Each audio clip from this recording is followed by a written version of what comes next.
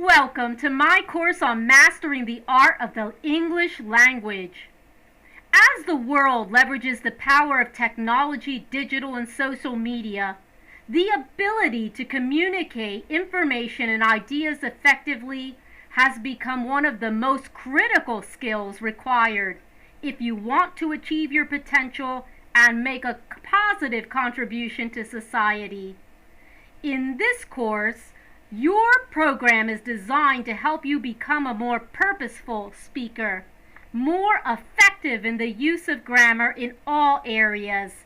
Most importantly, it benefits your life dramatically. So why is grammar so important? Grammar exists to make you shine. In any situation where you need to make a good first impression, grammar will come to the rescue. Grammar is not just about avoiding mistakes. No. It is the barometer of clarity and credibility. This course is for dedicated learners of English who are ready to take their English to the next level. If you want to have natural conversations with native speakers, or if you need to communicate in English at work, perhaps even a university course, this program is for you. This course is for anyone who wants to master the art of the English language, or who simply needs to review the grammar rules. You will be able to grasp the subject matter faster, retain those critical knowledge skills, and most importantly, if you're a student in the audience, you will gain better grades. I am here to help you, and I thank you for taking the opportunity to join this journey with me. Welcome back. I am so proud of you for committing to mastering the English language. Today we're going to be talking about verb tenses and their consistency, maintaining them or changing them. So what is a verb tense consistency?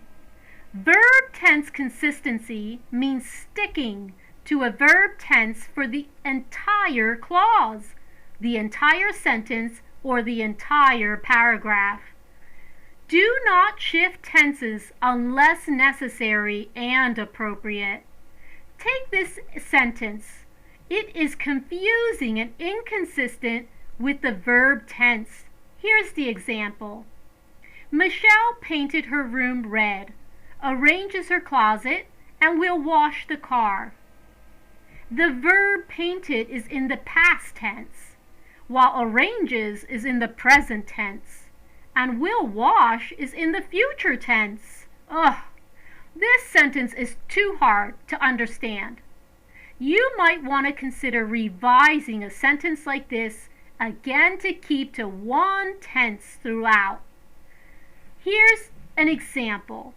Let's take that sentence and make it: Michelle painted her room red, arranged her closet, and washed the car.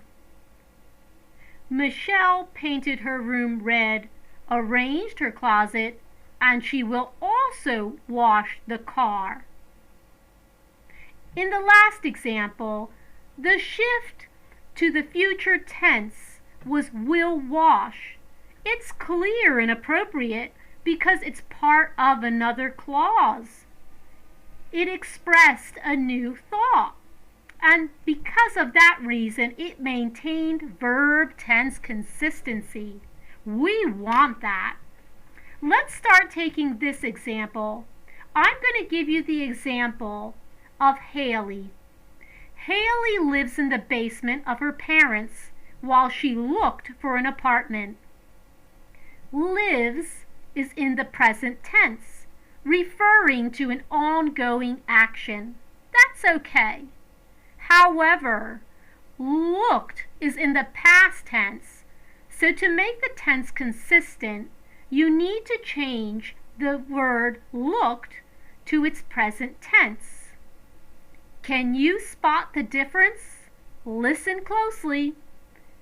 Haley lives in the basement of her parents while she looks for an apartment. That's so much better. Last year, Mitch adopted Lily. Cam gets a new job as a football coach, and Phil has bought a new car. The adverb last year is in the past tense, so revise the verbs gets and has bought into their new simple past tense. Can you spot the difference? Last year, Mitch adopted Lily. Cam got a new job as a football coach, and Phil bought a new car. That too is so much better. Consistency counts. Verb consistency is not only at the sentence level. No. It also counts on the paragraph level. Here's an example of a paragraph with an inconsistent verb tense. See if you can hear and spot the inconsistency. Yesterday, Rem and Lena went for a jog. Halfway through their course, the two come across a newly opened bakery, where they buy 3 boxes of cookies. So instead of jogging as planned, they have consumed the creamy chocolate cookies while walking home. Rem says they will try a different route next time, to jog without being tempted by freshly baked cookies. Did you spot the inconsistency? I hope so. If you were thinking about revising such a paragraph to maintain consistency throughout the paragraph, you might have written it this way. Yesterday, comma, Rem and Lisa went for a jog, period.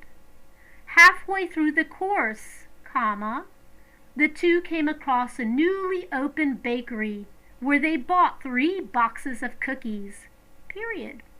So, comma, instead of jogging as planned, comma, they consumed the creamy chocolate cookies while walking home, period. Rem said they would try a different route next time, to jog without being tempted by freshly baked cookies, period. Keeping one verb tense helps clarify. It keeps your clarity as a speaker and a writer, specifically in understanding the definite time frame of the action that's being narrated. However, I do want to insert that there are times when shifting tense is crucial to the meaning of a written piece, which is to say it's done on purpose. When you change tense, you want to make it on purpose to have intent, meaning it has to be appropriate. Shifting tenses indicates a change in time frame for your clauses, for your sentences, and your paragraphs. Be careful. Use the proper tense.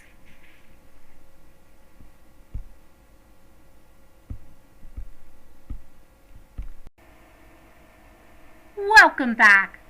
I am so proud of you for making the commitment to master the English language. Today we're talking about hyperboles. Hyperbole is a figurative speech. It uses exaggerated comparisons, or what they call overstatements, for emphasis and literary effect. Like all figures of speech, hyperboles, it's not meant to be taken literally. Loving with the fire of 1,000 suns refers to the burning passion of someone loving. It wouldn't make sense to take it literal and pair it with unconditional love. While a hyperbole may sound ridiculously impossible, it leaves us as listeners and readers with a visual grasp. We're intrigued. This is the reason why I encourage you to not only learn examples of hyperboles, but also to be creative and insert them into your work. The purpose of a hyperbole, when used wisely, It injects energy, it injects color, and it certainly paints the picture in a meaningful way to the viewer and to the listener. Using it in everyday conversations is also encouraged. For example, you might decide to insert it as humor. You could say, "It smells so bad as if a bunch of toddlers threw up on it." Or, "Our math class is taking forever." "She is so rich, she can buy your car for your birthday." Using hyperboles doesn't just mean that you're using it in everyday speech. You'll find it everywhere, from films to speeches to song to literature. I want you to keep in mind that when using a hyperbole, it's an example of you igniting imagination. However, as in everything else, do make certain to keep it in moderation. To come up with a hyperbole, consider listing attributes of a person, thing, or an idea on which you want to use it. Choose which of these attributes or elements paint the most vivid imagery. Craft your sentences and comparisons that play with the imagination. Decide which comparisons best justify the attribute of the person, thing, or idea you're writing about. Go for one of the most powerful ones, the most engaging. An example of a hyperbole turns up when you talk about loss. It's not the most positive subject by any means. No words can possibly express a mother's mourning for her son's passing. So we can say, "His death tore his mother into a million pieces." Again, not intended to be taken literally. Clearly, in this example, she was not torn literally into a million pieces. However, though, it did convey the depth of her sorrow. And so in this regard, hyperbole creates imagery, but it certainly conveys the meaningfulness of the words you are intending. Use your board as a reminder, and happy learning! Welcome back. I am so proud of you for committing to mastering the English language. Today we are going to be talking about adjectives and how they modify nouns and verbs. Most of the times, nouns alone cannot encapsulate the intensity of our feelings, our experiences, our thoughts. A devastating storm sounds more definite than a storm. We use adjectives such as enormous, giant, slow, pink, insane, childlike, dull, excellent, to describe nouns or pronouns. The tiny words a and an and the, known as articles or determiners, are the most frequently used form of adjectives. Remember that adjectives do not modify verbs, they do not modify adverbs, and they do not modify other adjectives. When you think about adjectives, adjectives express the quality and the attribute of a noun. In general, they answer the following questions: what kind, which one, how much, or how many. Here are some examples of adjectives. I want you to see if you can identify what question it might be answering. Andrea is a passionate filmmaker. Can you spot the question that it's answering? What kind of filmmaker is Andrea? She's passionate. If you said what, you were absolutely correct. What kind? Andrea is passionate. Let's try it again. I'm going to give you a sentence. You see if you can spot the question that it's answering. We're allowed only 5 absences in class. Can you spot the question that the adjective is answering? If you said how many, you're right. Correct. 5 is in fact answering how many absences. Let's try it one more time. I want to make sure you have it. A suspicious man peers through my window. Can you spot what question the adjective is answering? If you said what kind, you are correct. The word suspicious speaks to the fact of what kind of man. What kind of man? A suspicious man. Adjectives usually precede the nouns they modify, like in the examples that I provided. But adjectives don't only define nouns, they appear after linking verbs itself. As a subject complement, a predicate adjective defines or refers to the subject and follows a linking verb. Remember that linking verbs are forms of the verb be, as in to be, such as is, will, am, are, have, and sensory verbs such as feel, seem, smell, sound, look, appear, taste. Attributes and nouns go hand in hand with adjectives. Keep this in mind as you continue to explore which adjective you're going to use to add splash to your sentences. Welcome back. I am so proud of you for dedicating your time to mastering English. So here we are. Today we're going to be talking about comparing nouns and adjectives, what they call the degrees of comparison. More than just modifying nouns and pronouns, adjectives actually express degrees of comparison.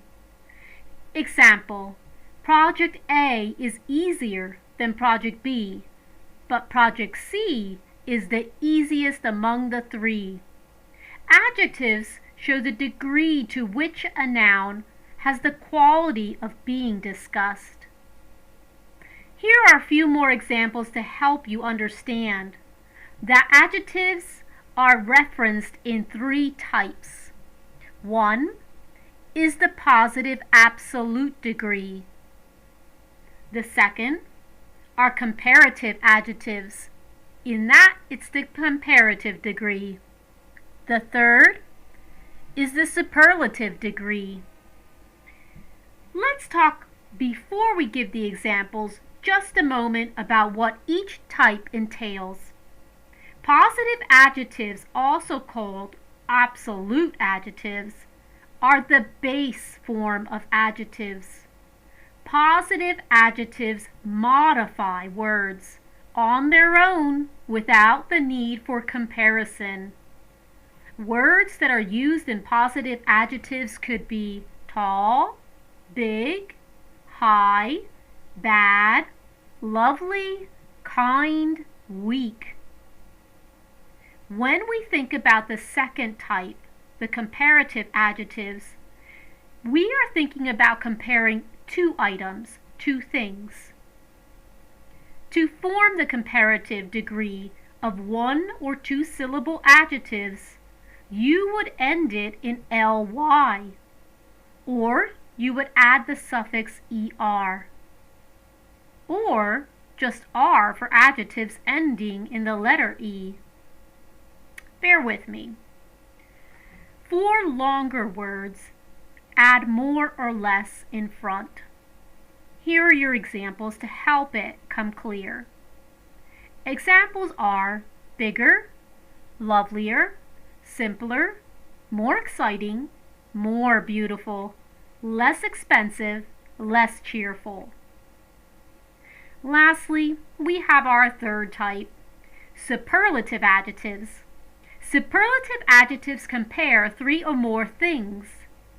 To the form the superlative, add the suffix est. Add the suffix est to the word, or precede it with the word most or least. So if we were thinking about some examples for the superlative adjectives, the third type, you might be saying words such as tallest, loveliest, brightest, most behaved, most liked, most shocking, least improved, least creative. Degrees of comparison are something to consider when you want to add some complexity to what it is that you're trying to describe. I'm going to give you an example of a comparative degree. That's box number 2 on your screen. Sheena is more punctual than Jean. Joshua looks younger than Paul. Joyce seems better now. Let's go for a moment to box number 3, the superlative degree. Here are your examples. Of the 5 students, Jan is the brightest. Miss Loken was the best teacher I had in college. Among all my friends, she was the most reliable.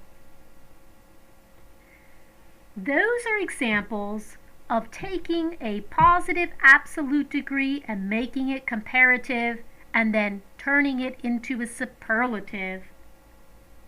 You can easily take the word wise, which would fall under box number 1, and turn it into box number 2 by saying wiser.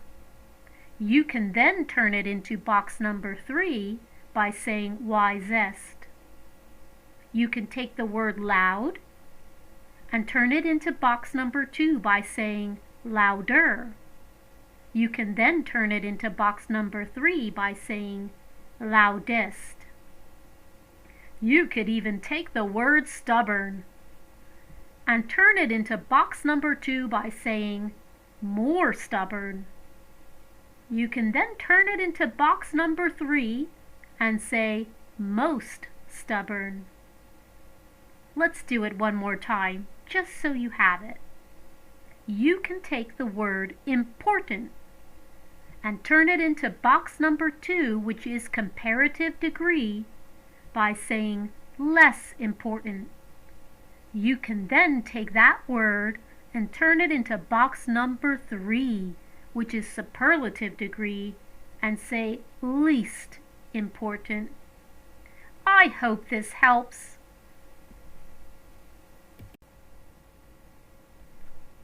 Welcome back. I am so proud of you for dedicating your time to mastering English. We are going to be talking about adverbs. Adverbs are words that modify other words. An adverb is a word that modifies a verb. He walks slowly. Slowly is the adverb, and it's an example of it modifying the verb walks. However, though, an adverb can also modify an adjective. Here's your example. It's quite dirty. An adverb can also modify another adverb. Here's your example. She arrived very early. Or an adverb can modify a whole clause. Here's your example. Luckily, he survived the fall. We are so used to adverbs ending in ly that if you took a survey within your circle of friends and asked them what an adverb is, most likely they'll tell you that it ends in ly. But it does not always have to end in ly. In fact, adverbs take many different forms. One thing that isn't common is that adverbs usually answer a set of questions. What are the questions? The questions are where, when, how, to what extent, how much, or how long. Let's look at an example of an adverb every time answering when. Good moments happen every time you're around. Here's an example of an adverb nearby answering the question where. The dad parked nearby. Here's an example of the adverb suddenly answering the question how. Suddenly, everything changed. And here's an example of the adverb barely answering the question to what extent. I barely remember what happened. The emphasis here is that an adverb is most commonly used to describe verbs, and in such cases, you can easily track it. Think about it. I want you to listen closely to the word carefully. I'm going to read a sentence and see the way that it is used. The students who listened carefully during the class got the highest grades. The adverb carefully in this example does tell how the students listened. Listen to the adverb wholeheartedly and how it's being used. He loved her wholeheartedly, but it wasn't enough. The adverb wholeheartedly tells how or how much he loved her.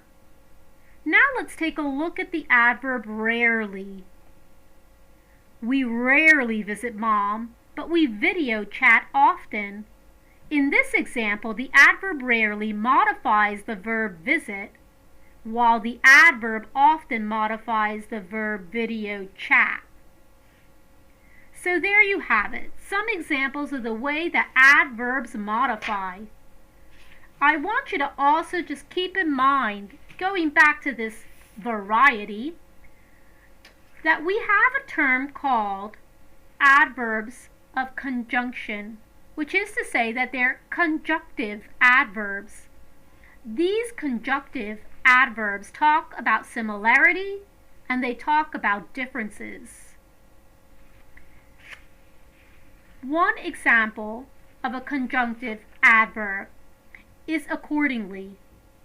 The group itself is actually quite vast. When you want to use them, you might consider again. You can also consider the word besides, consequently, conversely, earlier, eventually, finally, first. For example, for instance, furthermore, hence, in addition, in fact, namely, nevertheless, on the contrary, on the other hand, subsequently, that is, then, and therefore. All of these words are examples of conjunctive adverbs.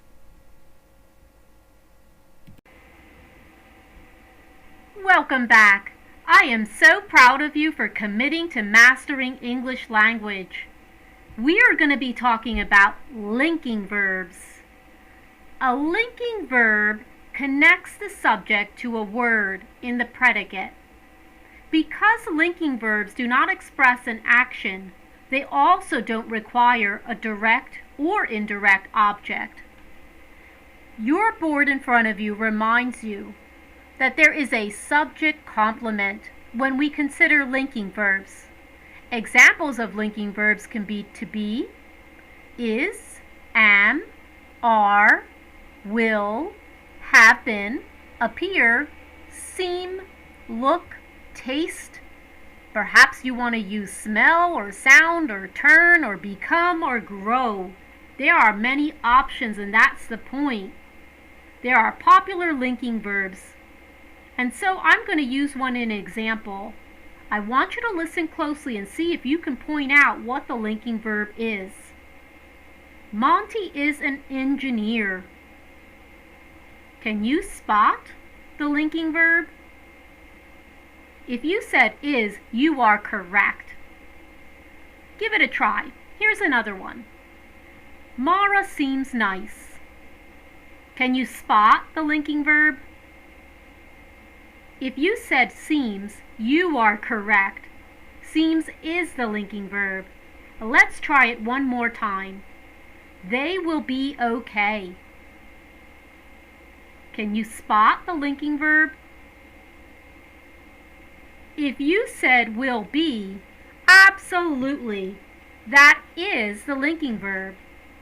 So remember, subject complements are relative to linking verbs. They follow linking verbs. A subject complement is a word or group of words that follow a linking verb, and they identify or explain the subject. Keep in mind that the subject complements always refer to the subject itself. In the example of Monty is an engineer, the linking verb is connects the subject Monty to the subject complement and engineer, which explains something about Monty. Nouns, pronouns, and adjectives can be a subject complement, whether as a single word or as a phrase.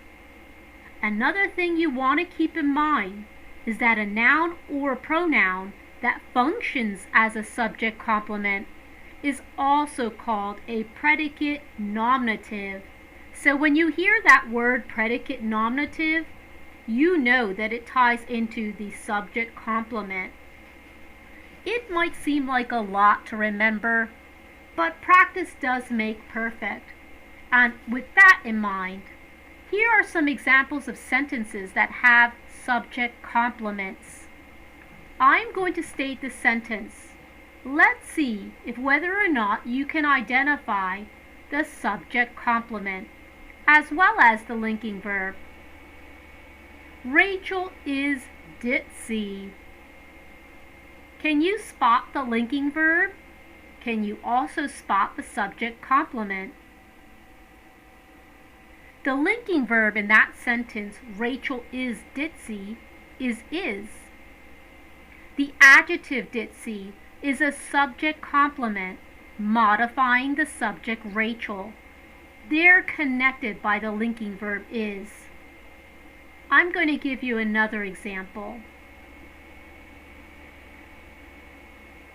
It was her car I saw last night. Can you spot the linking verb? If you said was, you are correct. That is in fact the linking verb. One more. She is the faithful who claims that nothing is impossible. Can you spot the subject complement in she is the faithful who claims that nothing is impossible? The subject complement, the faithful, modifies the subject she. The subject complement, impossible, modifies the subject nothing. And in that sentence, the linking verb was is.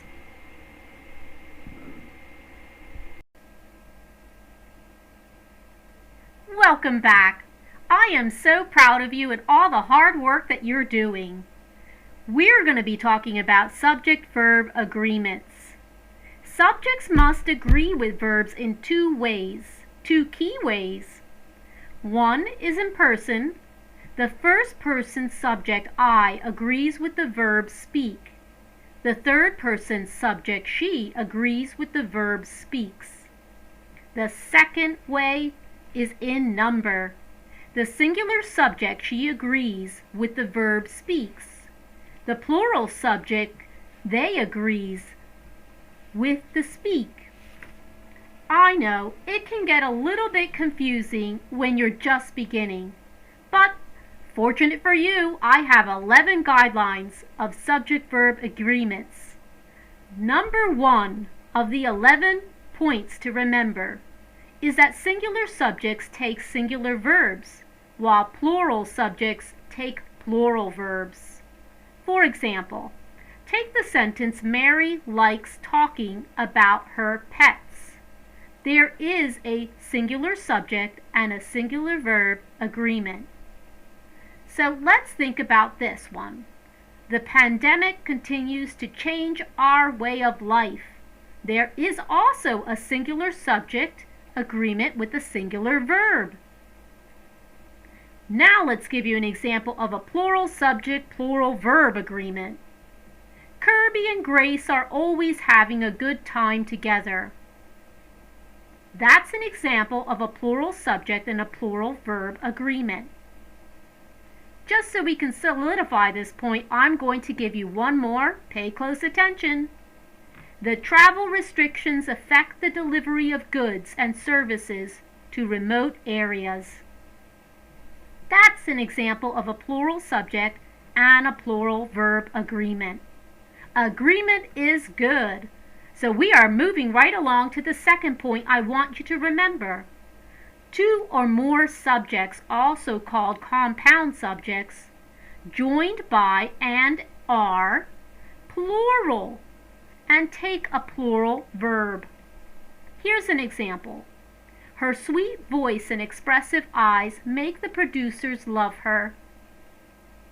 Two things are loved about her. Here's another example. Movies, music, and literature keep him alive. Two or more subjects joined by and are plural and take a plural verb. Okay, guideline number 3 points to singular subjects. Singular subjects joined by or nor take a singular verb. Here's an example. Neither his mom nor his sister likes his new girlfriend. Here's another example.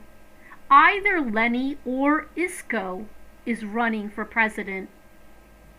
And there you have the third. What about that fourth? In the fourth point to remember, I want you to remember that when a compound subject contains both a singular and the plural subject, joined by or nor, the verb agrees with the nearest subject.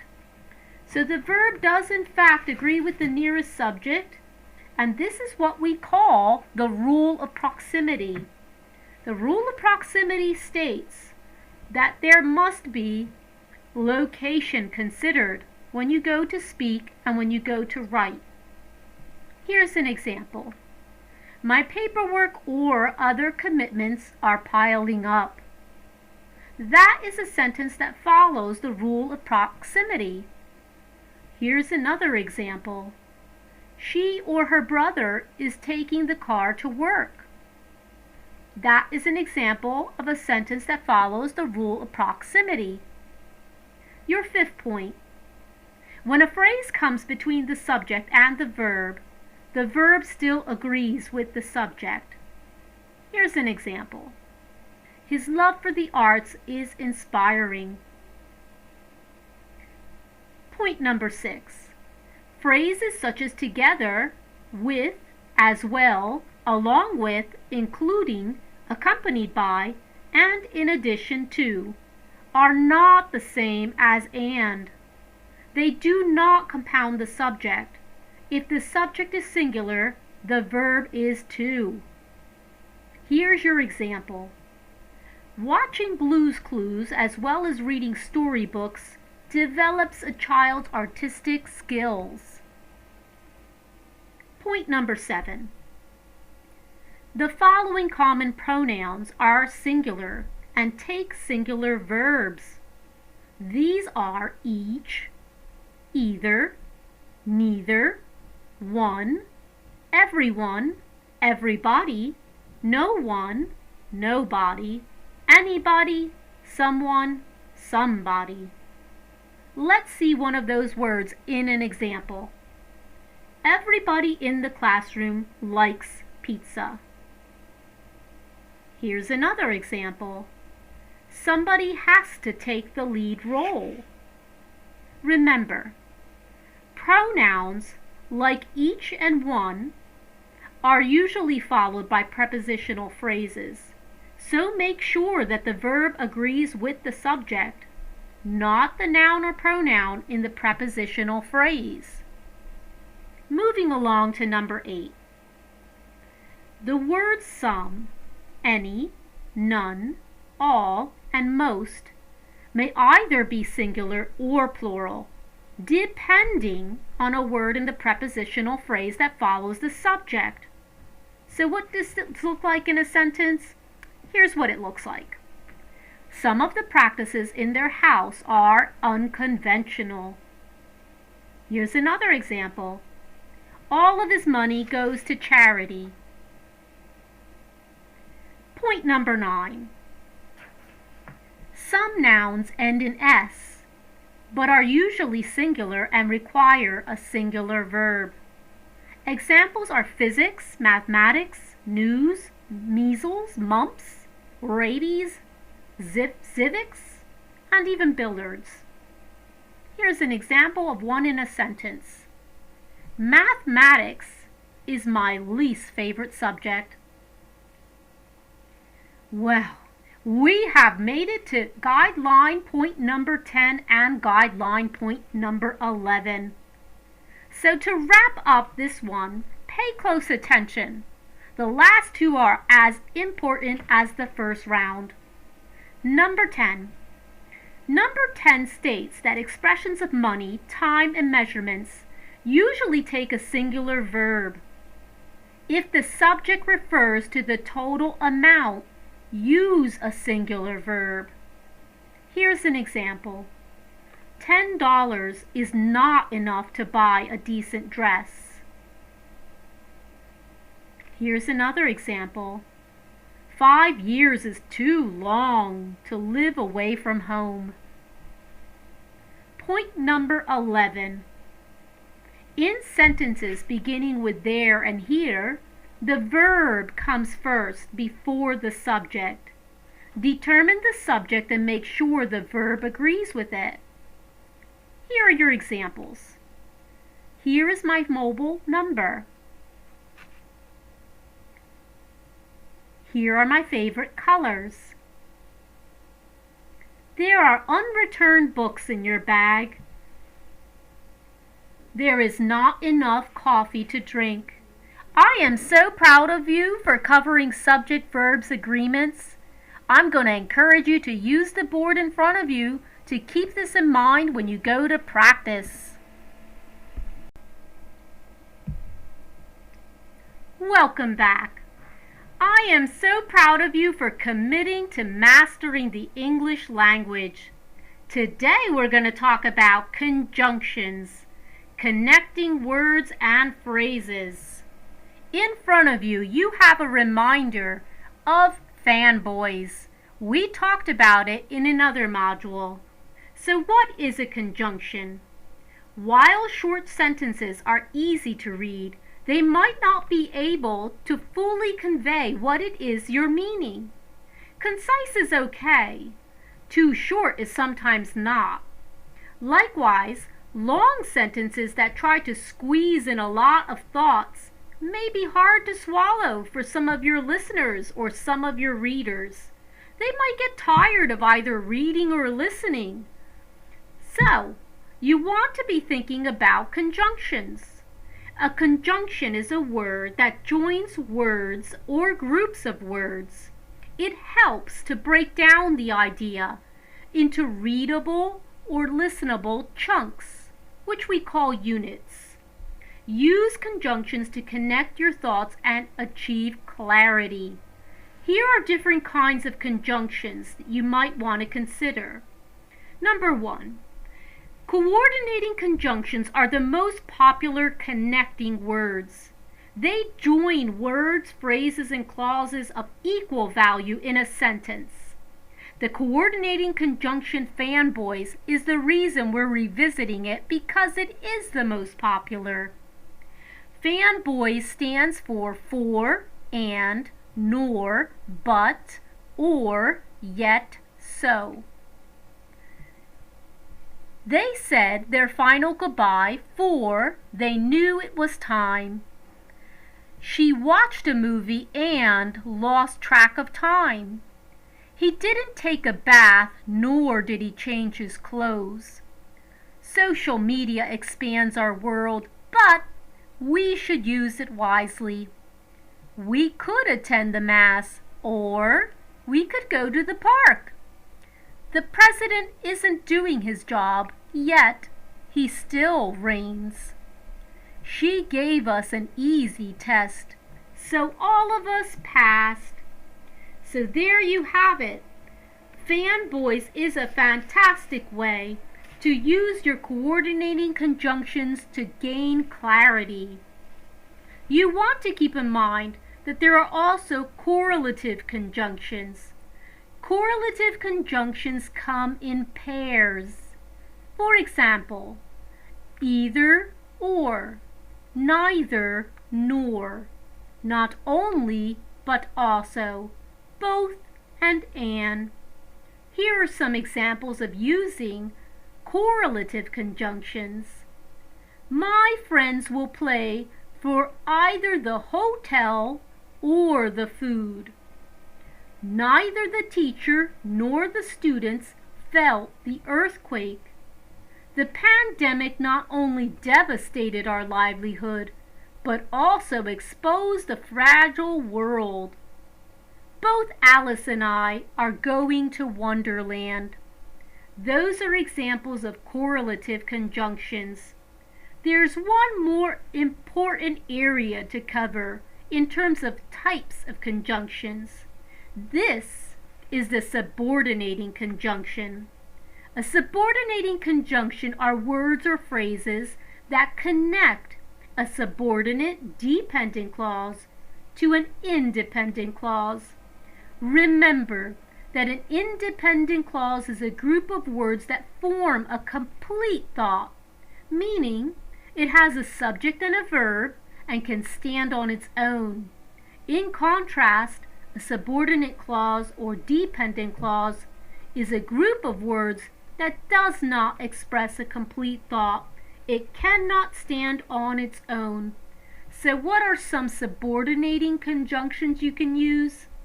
A few of them are here. Only, even if, in order that, in case, once, before, till, while, whereas, when, whenever, as if, as long as, and as much as. I hope that you'll turn to your board when trying to use the fanboys to gain clarity. Happy learning! Welcome back. I am so proud of you for committing to mastering English. Today, we're going to be talking about definite and indefinite articles. The, and an. What are definite and indefinite articles? Well, articles are teensy words, you can think of them small, that usually tell if a noun is either specific or it's general. Because they modify nouns, articles are considered adjectives. In fact, they're the most commonly used adjectives. Two articles, the, and an, are going to be used in these sentences. I want to see if you can actually spot the article. Mark bought the bike.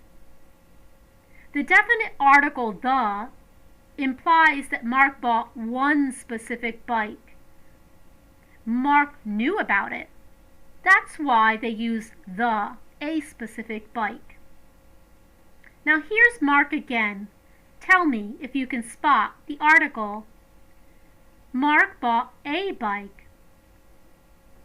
Can you spot the article? And more so, can you identify if it's definite or indefinite? If you said as being the article and stated that was indefinite, you are correct. In this sentence, Mark bought a bike. The indefinite article refers to any bike in general. There was no specific implied. For you, I want you to remember that definite articles are in the category of non-count nouns, which is to say that "the" is also used as a non-count noun with items such as ideas or qualities that cannot be counted. Examples of non-count nouns are intangible, such as love, pollution, or health. The main emphasis here is that being that articles themselves are paired with non-count nouns. Definite articles are also paired with proper nouns. They're also paired with other items that we will get into later. What I want you to do is I want you to use the board that's in front of you to remind yourself when you're using the, a, and an as to which one is definite, which one is indefinite, and which one can be associated with non-count nouns.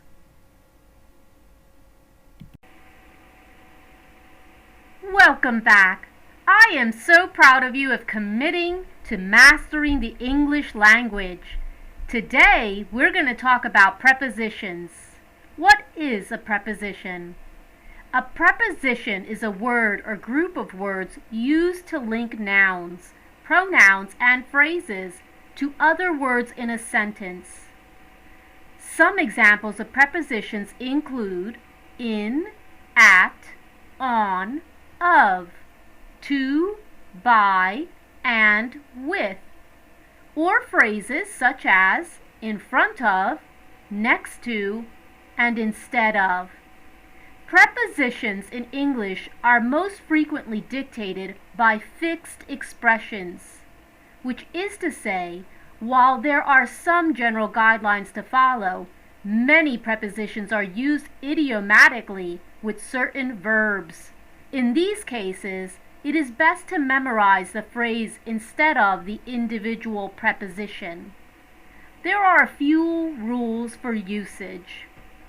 Although there are hardly any rules as to when to use which preposition, most commonly prepositions define relationships between nouns and locate words, actions, or ideas in a particular time or place. So remember, the role of a preposition, notice its position and where it appears in the word. You want to consider the fact that there are prepositions of time. We categorize them not only by time, but there are also prepositions of place. For example, related to time, we might use the preposition of in, such as in August, in the evening. We might also use the preposition of at, such as at breakfast, at night. Or we could be using the preposition of on, as in on Friday. There are some other prepositions related to time. You might consider since, for, from to, until, or by. Going to places. Prepositions in place identify the location. They also identify to the reader or the listener direction. For example, take the preposition of from. For the origin, it speaks to a starting point. You might see it in sentences such as, I used carrots from the garden. I will be on vacation from July to August. You might also use the preposition of place, such as across. Across itself, the word speaks to movement from one side to another. For example, there is a coffee shop across the street. I swam across the lake. I'm going to make sure that you have it in place. Speaking of places, I'm going to share two more prepositions of place. The next one is between. Between speaks to a place that is in between two items, two things, two objects. For example, in the sentence, I was standing between my friend and my parent. Take the next sentence and see if you can spot where the word is.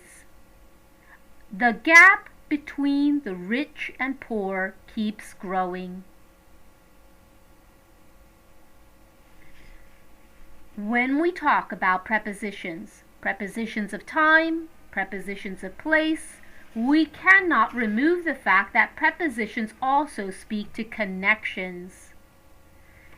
In the connections, our options will include the preposition of, the preposition of with, as well as the preposition of by. Let's go to the first of. Of, used in this sentence, is suitable. The keyboard of my computer is pink. Richard is the son of Audrey.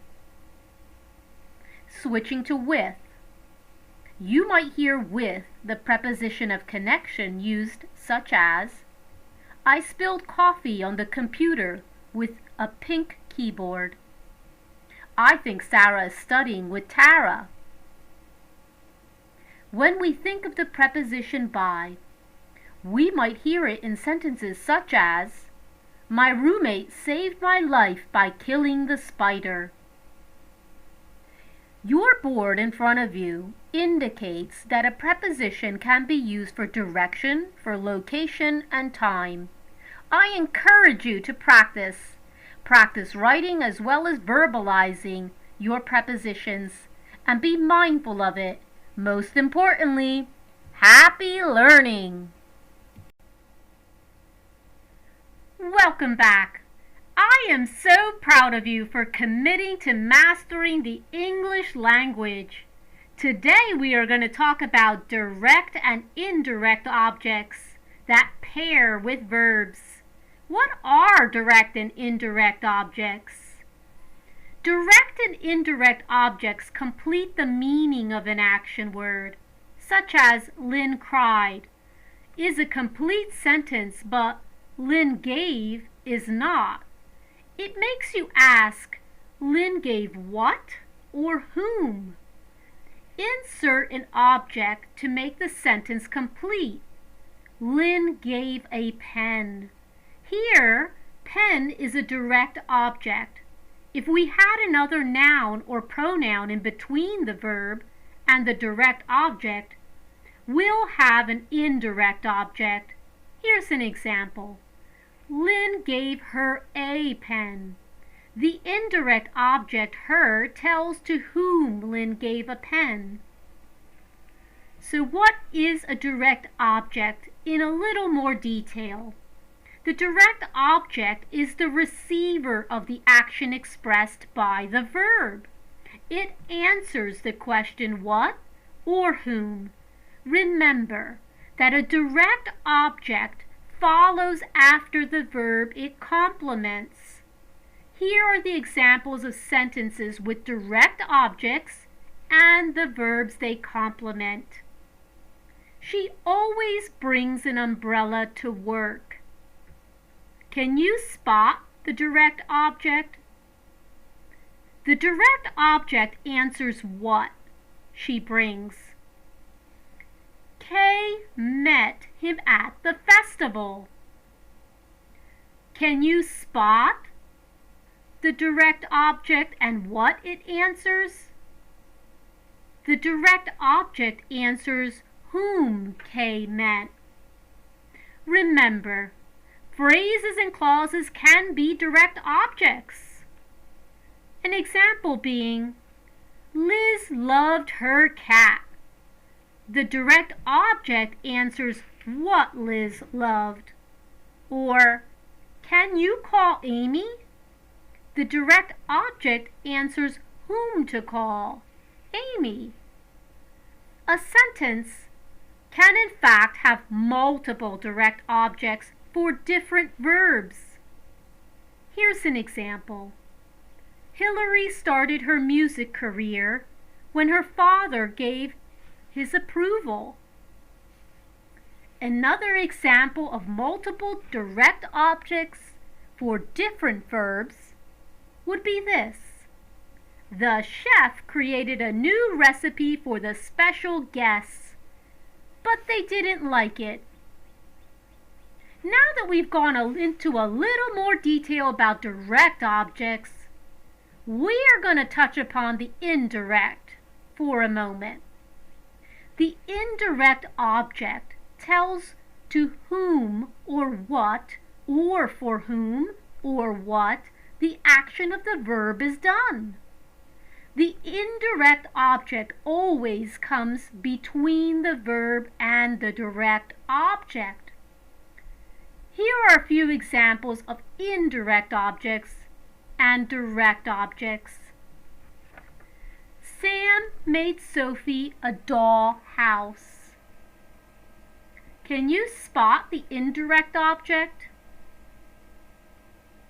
If you said Sophie, you are correct. Sophie is the indirect object which tells for whom the dollhouse is made. To expound, the subject Sam is the doer of the verb. The direct object is the dollhouse. Here's another example. See if you can answer what question it's answering. Father gave our neighbors the empty baskets for the garage. If you were thinking, to whom did the father give the empty baskets? That is correct. And in this sentence, to whom are the neighbors? Let's try it one more time just so I make sure you have it. Listen closely to this sentence. See if you can figure out who it's talking about, or rather, to whom. The manager left the employees a memo. If you were thinking, to whom did the manager leave a memo, and followed it with the employees, you are correct. That is the employees. Remember, indirect objects are not always present in a sentence that has a direct object. A sentence can keep its meaning without the indirect object. Use the board you have in front of you to practice direct objects and indirect objects. Happy learning!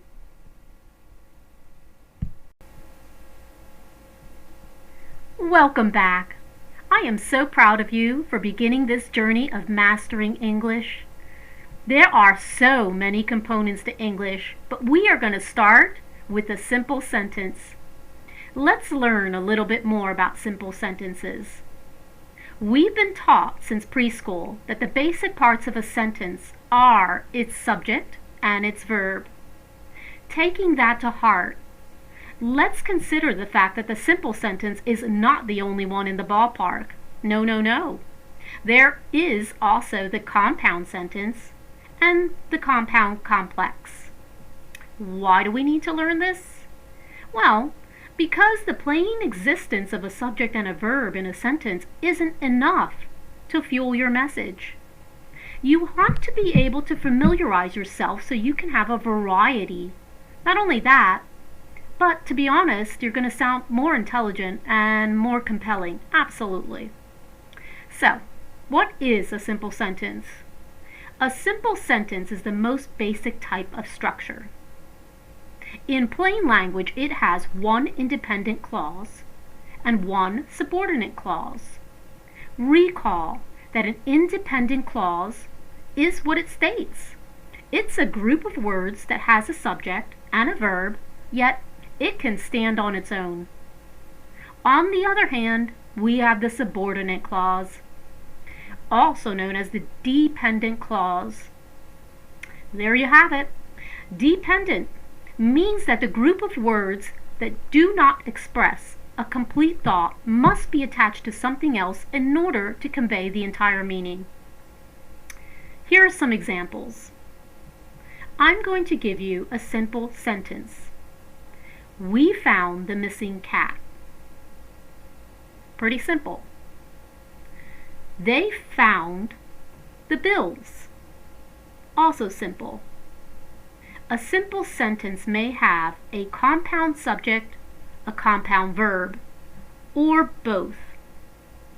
Let's take a look at an example. Ryan and his friends auditioned for the role. Can you find the compound subject? If you said Ryan and his friends, you are 100% correct. That is the compound subject. Let's give it another try. The teacher and her students discuss the homework. Can you find the compound subject? If you said the teacher and her students, you were correct. Absolutely. So, what you have in front of you is another reminder. To keep it simple, you have one independent clause and no subordinate clause.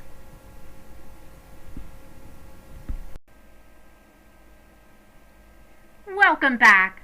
I am so proud of you. I love the fact that you're dedicating this time to master English language. Today, we're going to be talking about compound sentences. You're going to learn a little bit more about what in the world is a compound sentence. So what is a compound sentence? A compound sentence has two or more independent clauses, but it doesn't have a subordinate clause. These independent clauses are usually joined by coordinating conjunctions. So, if you have difficulty remembering what a coordinating conjunction is, there is an infamous acronym to use. You can use fanboys.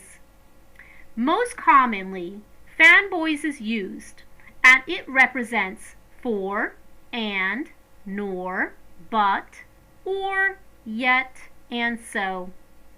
You can spot them in the examples that I'm going to give you. Here are some examples of coordinating conjunctions that connect two independent clauses.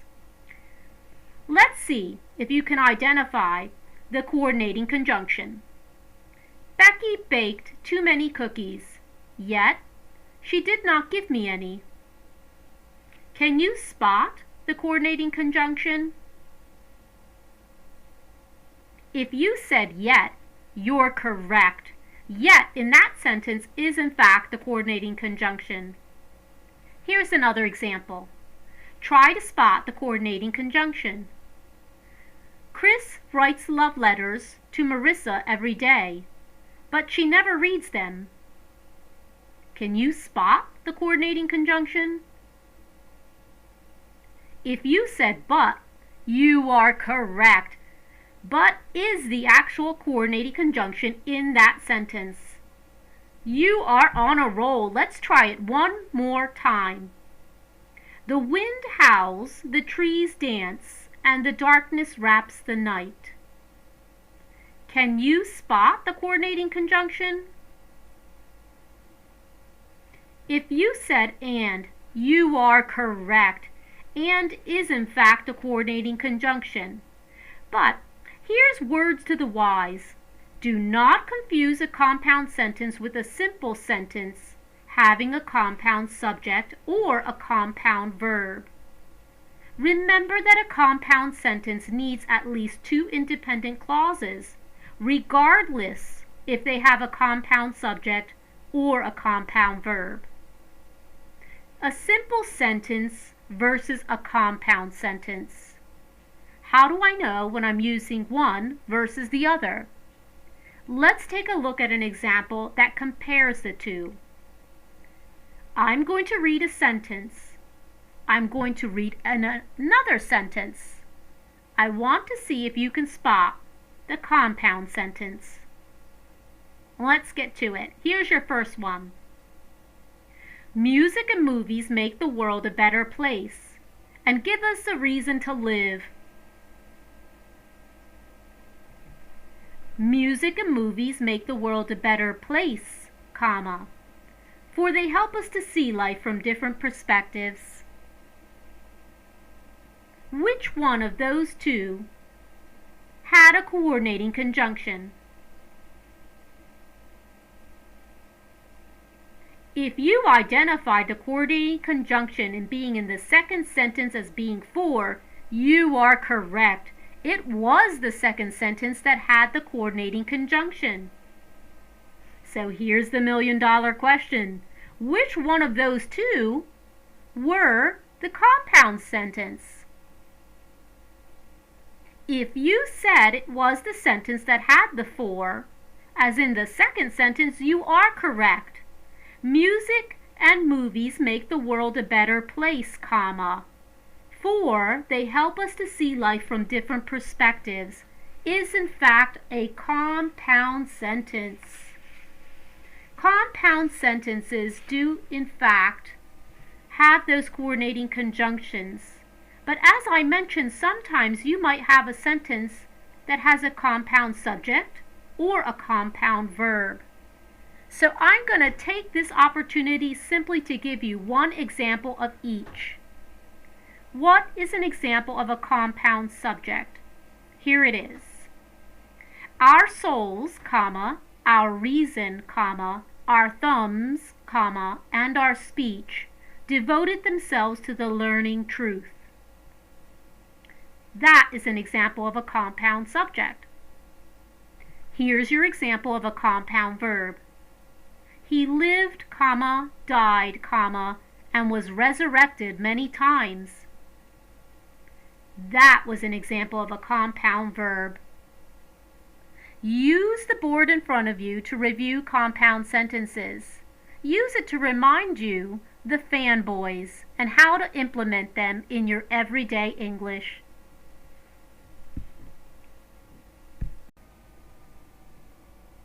Welcome back. I am so proud of you for committing to mastering the English language. Today we're going to talk about compound complex sentences. What is a compound complex sentence? We've been taught in preschool that the basic parts of a sentence are its subject and its verb. Taking that to heart, let's delve a little bit deeper in terms of the compound complex sentence. As its name suggests, it's a combination of the compound and the complex sentence. Like a compound sentence, a compound complex sentence has two or more independent clauses. And just like a complex sentence, it also has one or more subordinate clauses. Remember, at least two independent clauses and at least one subordinate clause. Here are some examples of compound complex sentences with subordinate clauses. First, despite a hard year, we managed to achieve some personal goals and we found faith in ourselves again. Two independent clauses. They are, we managed to achieve some personal goals and we found faith in ourselves again. Did you spot the subordinate clause? If you said despite a hard year, you are correct. That is the subordinate clause in that sentence. Let's try it again. He is an engineer who fell in love with marketing after graduation. So he's now leading an advertising firm that claims a massive success. Did you spot the two independent clauses? If you said he is an engineer and he's now leading an advertising firm, then you are correct. Those are the two independent clauses. Did you spot the three subordinate clauses? If you said, "Who fell in love with marketing after graduation?" and that claims a massive success, you are correct. Those are the three subordinate clauses. We're going to try it one more time because I want to make sure you have it right. Here goes number 3.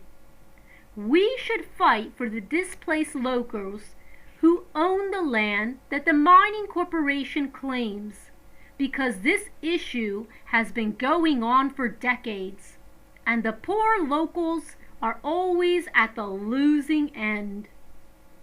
Did you spot the two independent clauses?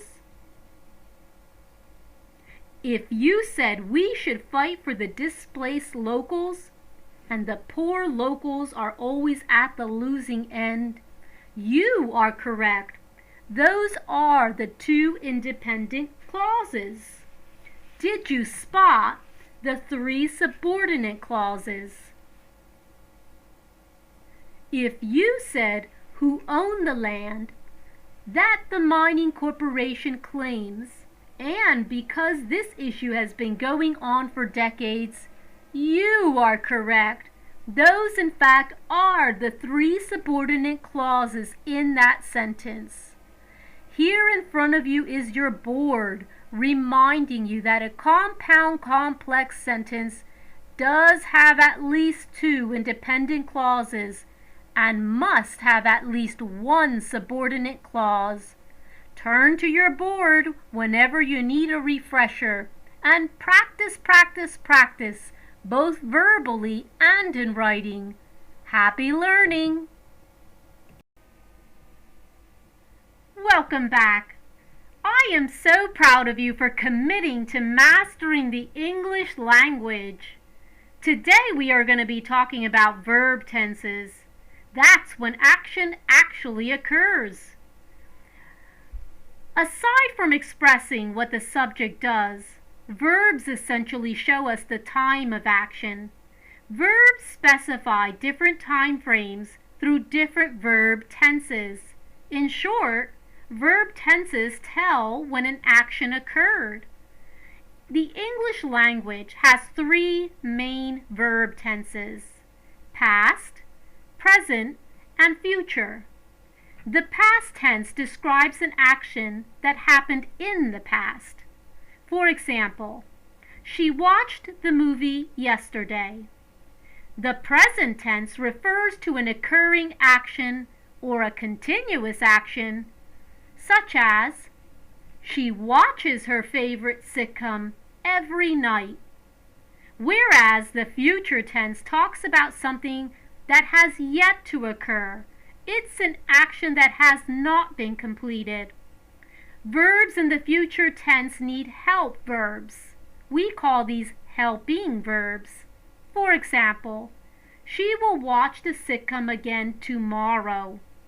Helping verbs are forms of verbs to be, to do, and to have, such as am, is, was, were, being, has, have, had will, shall, should, would, will be, did, do, will, do. Those are all helping verbs. However, when we think about verb tenses only coming in three forms, yes, you know what I'm going to say, there are actually more. There are 12 verb tenses. On your board, you have an example of 4. We have the simple verb tense, we have the progressive, we have the perfect, and of course the perfect progressive. I'm going to give you a sentence, and I'm going to show you how it fits in verb tenses. Simple is, in past tense, she smiled at me. Simple in present tense is, he smiles at me. Simple in future tense is she will smile at me. We're going to switch to progressive. Listen to the difference between simple and progressive. Progressive in terms of the past tense would be this: he was smiling at me. Progressive in present tense would be this: she is smiling at me. Progressive in the future tense would be this: she will be smiling at me.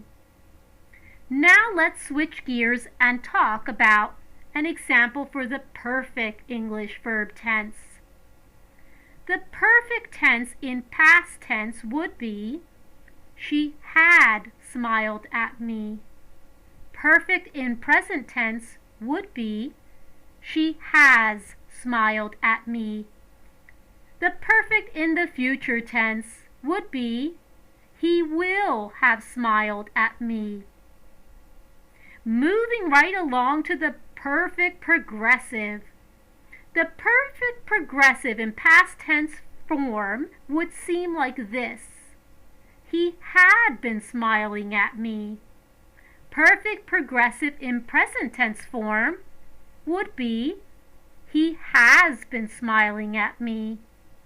Perfect progressive in future tense form would be she will have been smiling at me.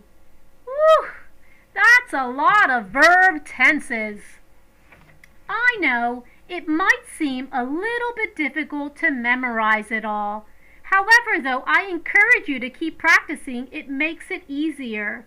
You'll be able to identify simple tenses and perfect tenses before you know it. As a reminder, simple tenses are the easiest to learn and to use. They express actions that have already happened in the past and are continuous or are occurring now in terms of the present. They also occur in terms of the future. As the name suggests, simple tenses use simple past and present tense verbs. For the simple future tense, the verb's base is joined by a helping verb, such as will, as in will plus verb's base form. Another way to express your future action is through the formula am /is /are plus going to plus verb base form. Here's an example of that. He applied for a job. That's the past tense. He applies for a job. That's the present tense.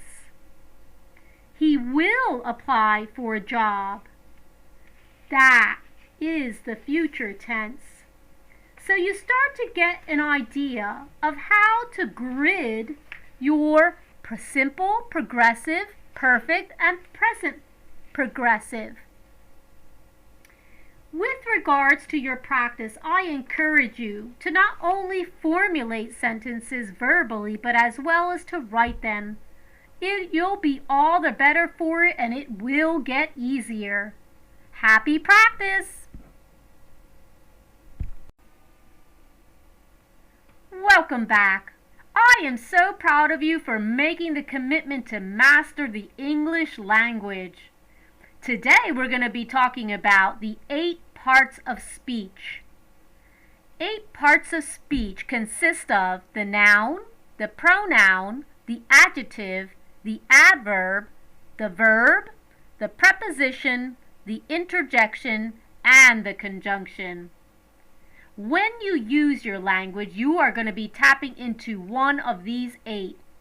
Because it's the foundation of English itself, we're going to take a moment to revisit the definition and give you an example. Let's start with the noun.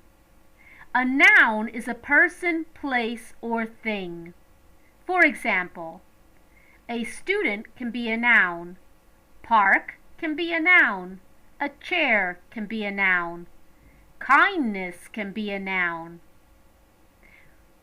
Moving to verbs. Verbs are actions. You should have vividness in terms of imagery of movement when it comes to verbs. For example, a verb can be drinking, it can be studying, it can be running, it can also be feeling. The adjective. An adjective is a word that describes a noun. You began adjectives very early on in elementary school, and for most even prior to that in preschool. However, though, your adjectives as you got older should have gotten more mature. There are plenty of adjectives to choose from, but we are going to give you the example of the basics. An adjective can be happy, it can also be sunny. So what is a verb? A verb, as a reminder, is an action. However, though, an adverb is a word that describes a verb. An adverb also describes an adjective. It can also be another adverb. For example, he drives carefully. In that sentence, carefully is the adverb.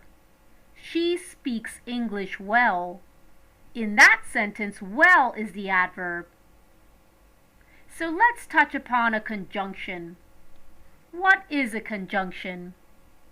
A conjunction is a word that joins other words together. It can also join phrases or clauses. For example, John and Mary. In John and Mary, and is the conjunction. It brings them together. Tea or coffee. In tea or coffee, or is the conjunction. I like you, but I cannot go out with you. But in that sentence is the conjunction. It brings the other thought together.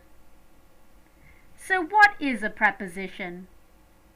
A preposition is a word that describes a relationship between a noun and a noun or a verb or an adverb.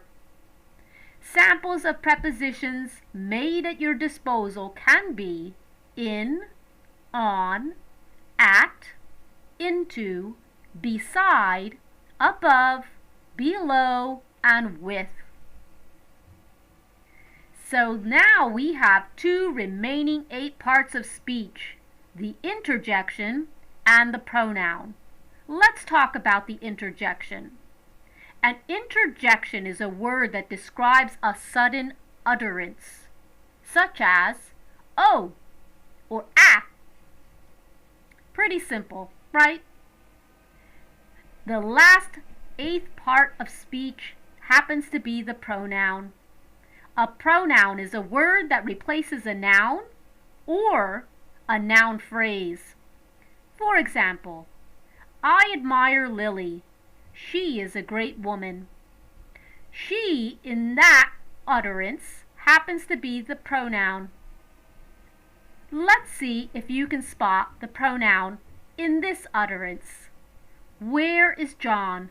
He is at the clinic. Can you spot the pronoun? If you said he, that is correct. He is the pronoun. And there you have it, the 8 parts of speech. When you forget, simply use your board as a reminder. Happy learning!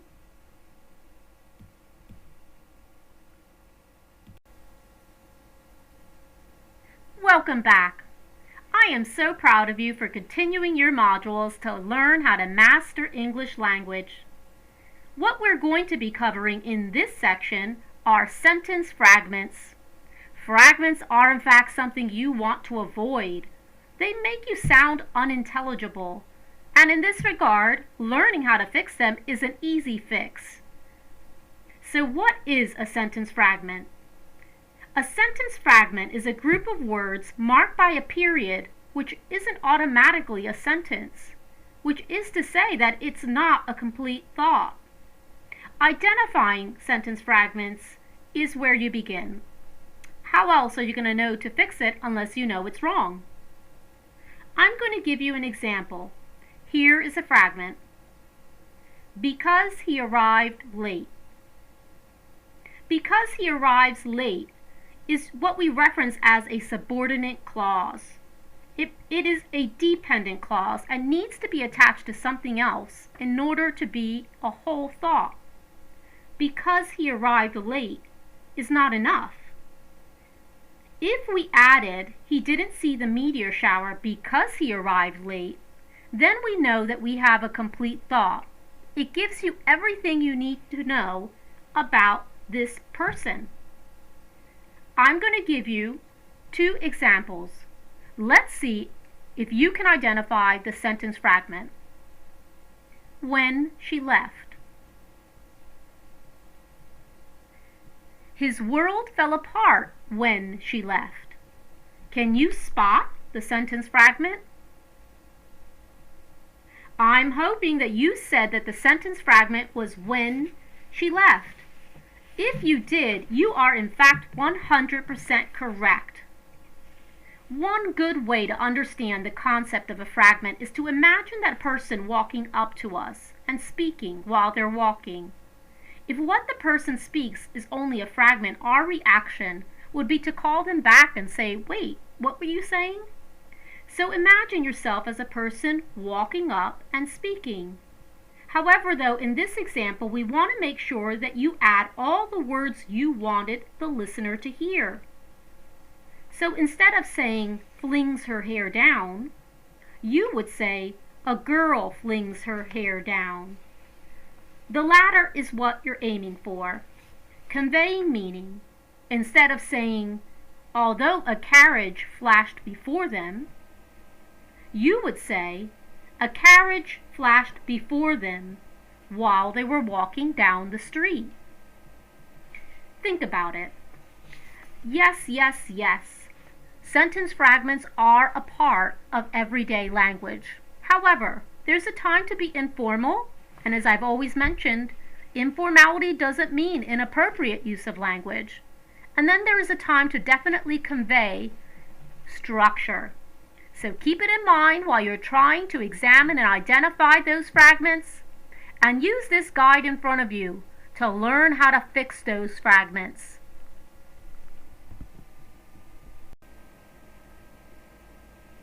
Welcome back.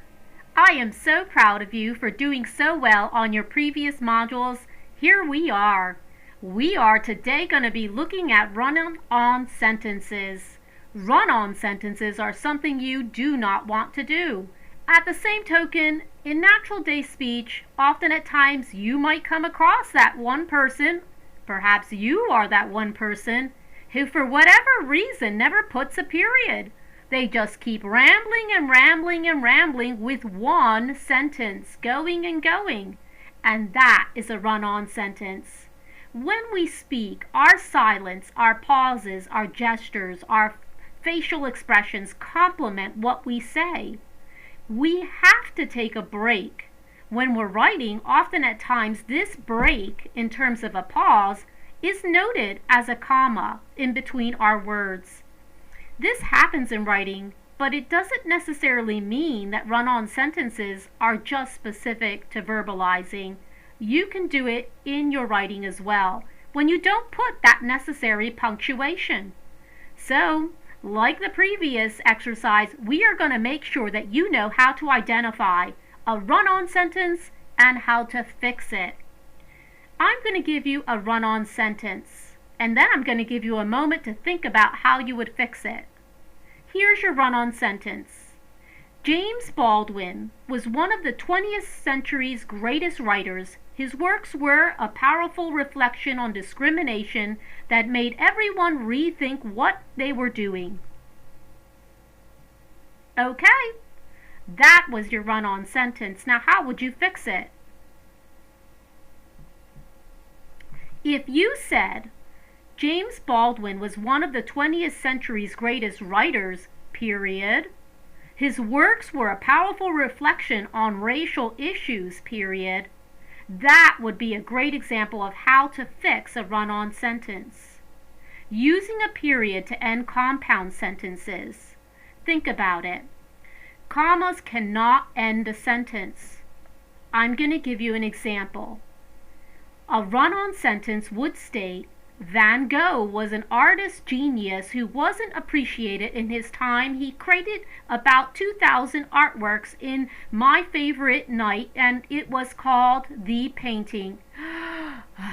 All right, that was a lot for me to say even in giving you that example. So, how would you fix it?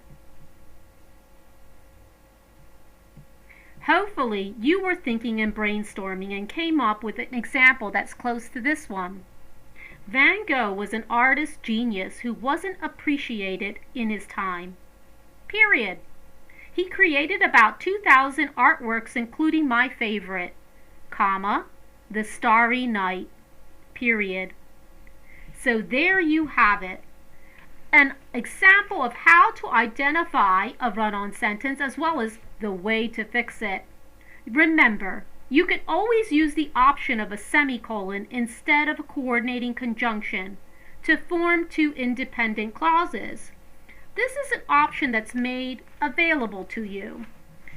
Now, it does get a little bit more in depth. We're not going to go into the extreme details of identifying run-on sentences when you're using complex sentences. But what I do want you to remember is that run-ons go by very different names, which is to say that you might very well call it the comma fault, the comma splice, or the fused sentence. All three of these terms are actually pointing back to the run-on sentence. Use the guide that's in front of you. Follow the steps on how to fix a run-on sentence.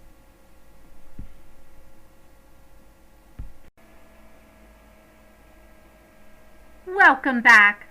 I am so proud of you for making the commitment to master the English language. Today, we're going to talk about quotation marks, how to use them properly. Using a quotation mark before and after a direct quotation is something you're going to encounter a lot. Quoting directly means writing the exact words of a person said. For example, did you read the books I lent you? Question mark. That particular question should be placed in quotation marks if it's followed by who actually asked it. Here's another example. He confessed, comma, quotation mark, I'm falling in love with you, period, quotation mark. A direct quotation begins with a capital letter, unless it's separated into two parts by expressions like he asked or he said. Take this example. We're going to reference a young lady named Celine. Did you read the books, comma, Celine asked, that I lent you last week, question mark. Can you tell where to place the quotation marks in that sentence?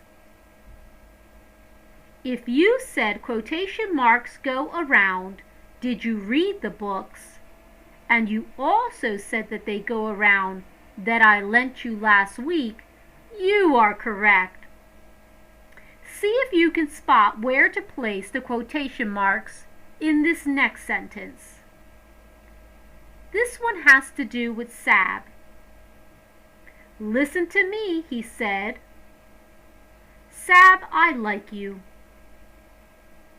Can you spot where to place the quotation marks?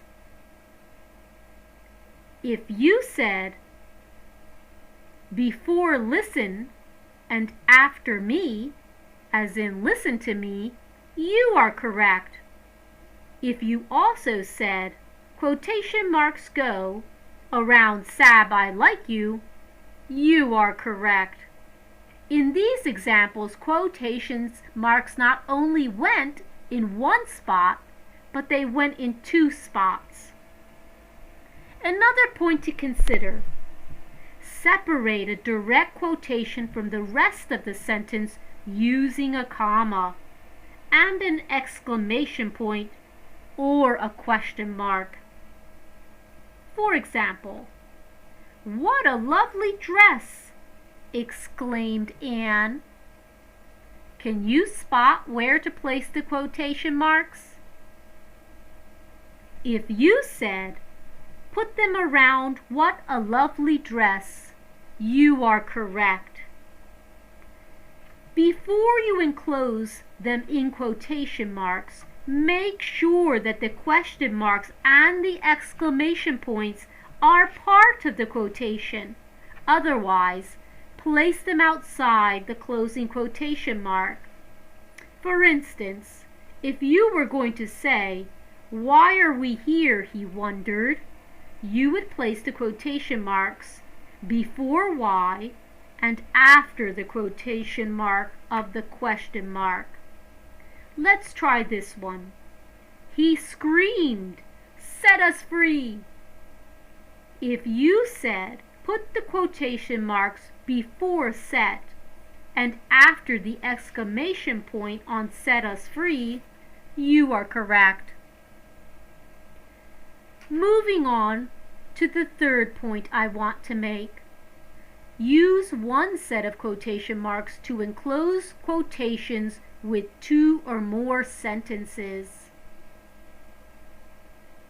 Take the example, Mrs. Geller narrates, "Matilda dreams of having a new family. She spent 12 years in the orphanage, patiently waiting to get adopted.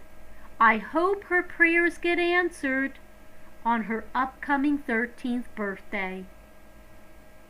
Quotation marks in that example of narration would be before Matilda and after birthday.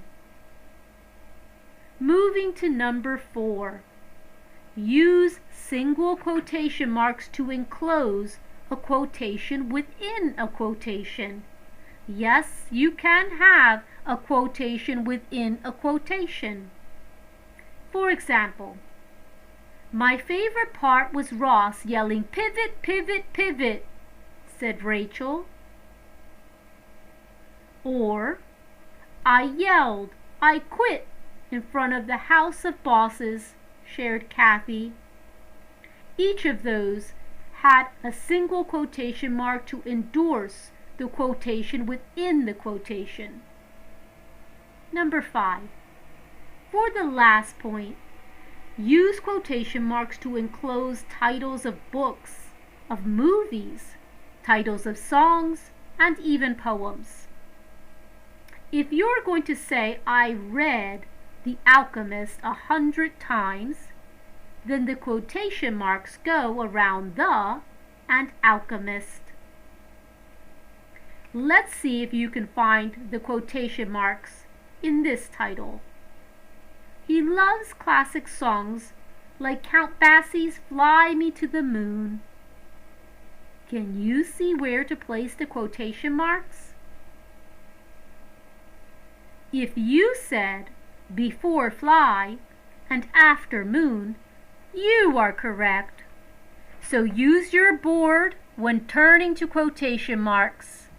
Make sure you know where to place them, and most importantly, practice, practice, practice. Happy learning! Welcome back. I am so proud of you for committing to mastering the English language. Today we're going to talk about modifiers, detailing your sentences with modifiers. So what is a modifier? Modifiers are words or phrases that modify, describe, or add detail to another word in a sentence. Adverbs and adjectives are modifiers. So are phrases and clauses. Adverbs modify a verb, an adjective, or another adverb. Adjectives modify a noun or a pronoun. Words may form phrases and clauses to modify another word. Let's use a couple of examples. He arrived early. The adverb early modifies the word verb. Your paintings are majestic. The adjective majestic modifies the noun. In this case, the noun is paintings. The teacher from Spain gave us a language exam. The phrase from Spain modifies the noun. In this case, it's teacher. My best friend who loves dogs adopted a puppy again. The clause who loves dogs modifies the noun best friend. Remember, notice the change in meaning of each sentence as we move along about modifying phrases. For example, from Spain, the teacher gave us a language exam. The teacher gave us a language exam from Spain. The teacher from Spain gave us a language exam. The first sentence means the teacher was in Spain when he or she gave us an exam. The second, that the exam was from Spain. The third, that the teacher was from Spain. The placement of the modifying phrase from Spain changes the meaning of each sentence. Those are all clear and correct sentences, but you should aim for the one that conveys your thought. A seamless arrangement of words in a sentence is crucial for comprehension. So make sure that you follow the word flow in a way that communicates what you intend to mean. Keep in mind that placements of modifiers, when modifiers are placed too far from the word, they modified common errors occur. They modify, but yes, I'm going to say it again. Common errors do occur. To avoid this, to avoid the confusion, place the modifying word or the phrase near the word modified. Prepositional phrases as modifiers is something to keep in mind.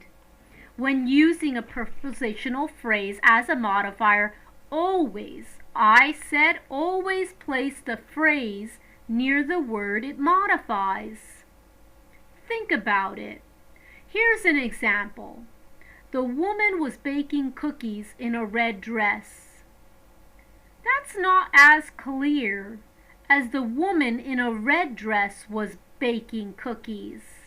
Ah, that's much better. Try this one. The bag was left on the bed with the pink zipper. Huh? Try this one. The bag with the pink zipper was left on the bed. That's much better. You have in front of you a board that reminds you about what I'm referencing in terms of misplacement. What is a misplaced modifier? A misplaced modifier is a modifier, as in a word, a phrase, or a clause, that's placed too far from its modified word, resulting in ambiguity, an ambiguous sentence, such as, in the aquarium, Luke fed the fish. This sentence wrongly suggests that Luke was in the aquarium. Place the modifier as near as possible to the words modified. Look at the way that the second sentence reads. Luke fed the fish in the aquarium. The clause modifies the noun fish. So in this example, you definitely want to shoot for the second version. Keep practicing both verbally and in writing. And more so, happy learning! Welcome back. I am so proud of you of making a commitment to mastering the English language. Today, we're going to talk about the comma. A comma is a punctuation mark that signifies a short break or pause in a sentence. Unlike a period, a comma does not end a sentence. It merely allows the reader to breathe. Commas are used to separate a series of more than two words, phrases, or clauses in an idea. For example, we need to study for math, English, and science exams tomorrow. You would place a comma after math, after English. It would be wrong to say, we need to study for math, comma, and science exams tomorrow. There's no need for a comma in this sentence. Remember, the final comma before the last word in the series, math, English, and science, is optional, but it makes the sentence clearer. You want to remember to use a comma to separate two or more adjectives describing a noun. For example, her beautiful, caring mother bakes delicious cookies. Can you spot where to place the comma? If you said, after beautiful, and you are correct. Her beautiful, caring mother bakes delicious cookies requires a comma after beautiful. Let's see if you can spot the comma in this sentence. She has a soft, kind, comforting voice. Can you spot where to place the comma? If you said, after soft and after kind, you are correct. Remember, do not use commas for adjectives that are closely connected to the noun described. For example, he gets angry over forgettable, comma, minor details. There's no comma between minor and details because they are closely connected and can act as one term. See if you can see it here. She kissed the baby's soft, comma, chubby little hands. There's no comma between chubby and little hands because they are essentially related and can serve as one term. Remember to use a comma before a conjunction that connects independent clauses. These conjunctions are and, but, or, nor, for, and yet. An independent clause is a group of words that expresses a complete thought. This is something we covered in other modules. A fourth point. Use commas to separate non-essential clauses and phrases from the rest of the sentence. A non-essential phrase or clause is a group of words that can be omitted without losing the meaning. Number 5. Use a comma after a phrase or clause that begins a sentence. For example, after graduation, comma, we went our separate ways. Here's one more example. Tell me if you can find where to place the comma. During December, she comes home to be with us. Can you spot where to place the comma? If you said after December, you are correct. Some phrases and clauses at the end of a sentence, they don't need a comma. Which brings us to our 6th point. Use commas to separate interrupters appositives, parenthetical expressions, and direct addresses from the rest of the sentence. So what is an interrupter? That's a great question. Interrupters are words that interrupt the sentence, such as well, yes, no, why, and of course. An appositive, on the other hand, is a word that renames the noun it follows.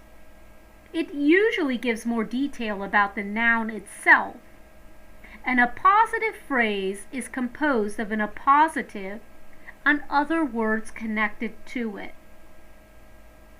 For example, he grew up in Japan, comma, the land of the rising sun. The last phrase, the land of the rising sun, is an appositive phrase because it identifies Japan. Let's try one more.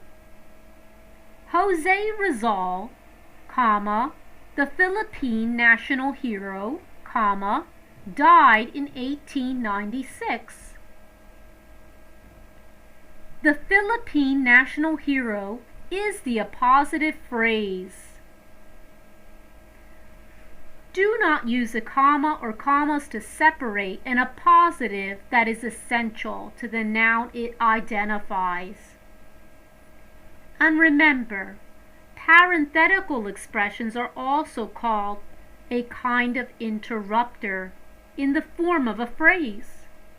Parenthetical expressions are not necessarily essential to the meaning of a sentence. Examples of parenthetical expressions are I think, I suppose, however, in my opinion, in fact, of course, mind you, for example, for instance, and to be honest. Use a comma to separate them from the rest of the sentence. An example of this would be, in my opinion, comma, the film was great. Mind you, comma, everything is temporary, which brings us to our seventh and last reminder related to commas. Use a comma in writing dates, addresses, and salutations of friendly letters. Do not use a comma if a preposition separates the details of the address itself. I hope this review on commas has been helpful. I encourage you to turn to your board and fact-check your writing just to make sure that you have it right. More so, happy learning! Welcome back. I am so proud of you for committing to mastering the English language. Today we're going to talk about using colons. Making a list, noting what follows. What is a colon? Although rarely used to compare to commas to semicolons, a colon is convenient for listing items and words and phrases. A colon is written like a stack of two periods and can be read as note what follows. I want to give you some reminders about when you might consider using a colon. Use a colon before a series of items, especially after phrases like as follows or the following. For example, Joey's favorite food is as follows, colon, sandwich, pizza, and baked macaroni and cheese. Now let's see if you know where to place the colon in this sentence. This is my schedule on Sunday. Morning jog around the village, online meeting at lunchtime, and virtual church fellowship in the evening. Can you spot where to place the colon? If you said after Sunday, you are correct. You would place the colon after Sunday. Keep in mind, do not capitalize the words following the colon, unless of course it's a proper noun or another independent clause or sentence. Let's try it again. I want to make sure you have it in place. My favorite colors are as follows: pink, teal, and yellow. Can you spot where to place the colon?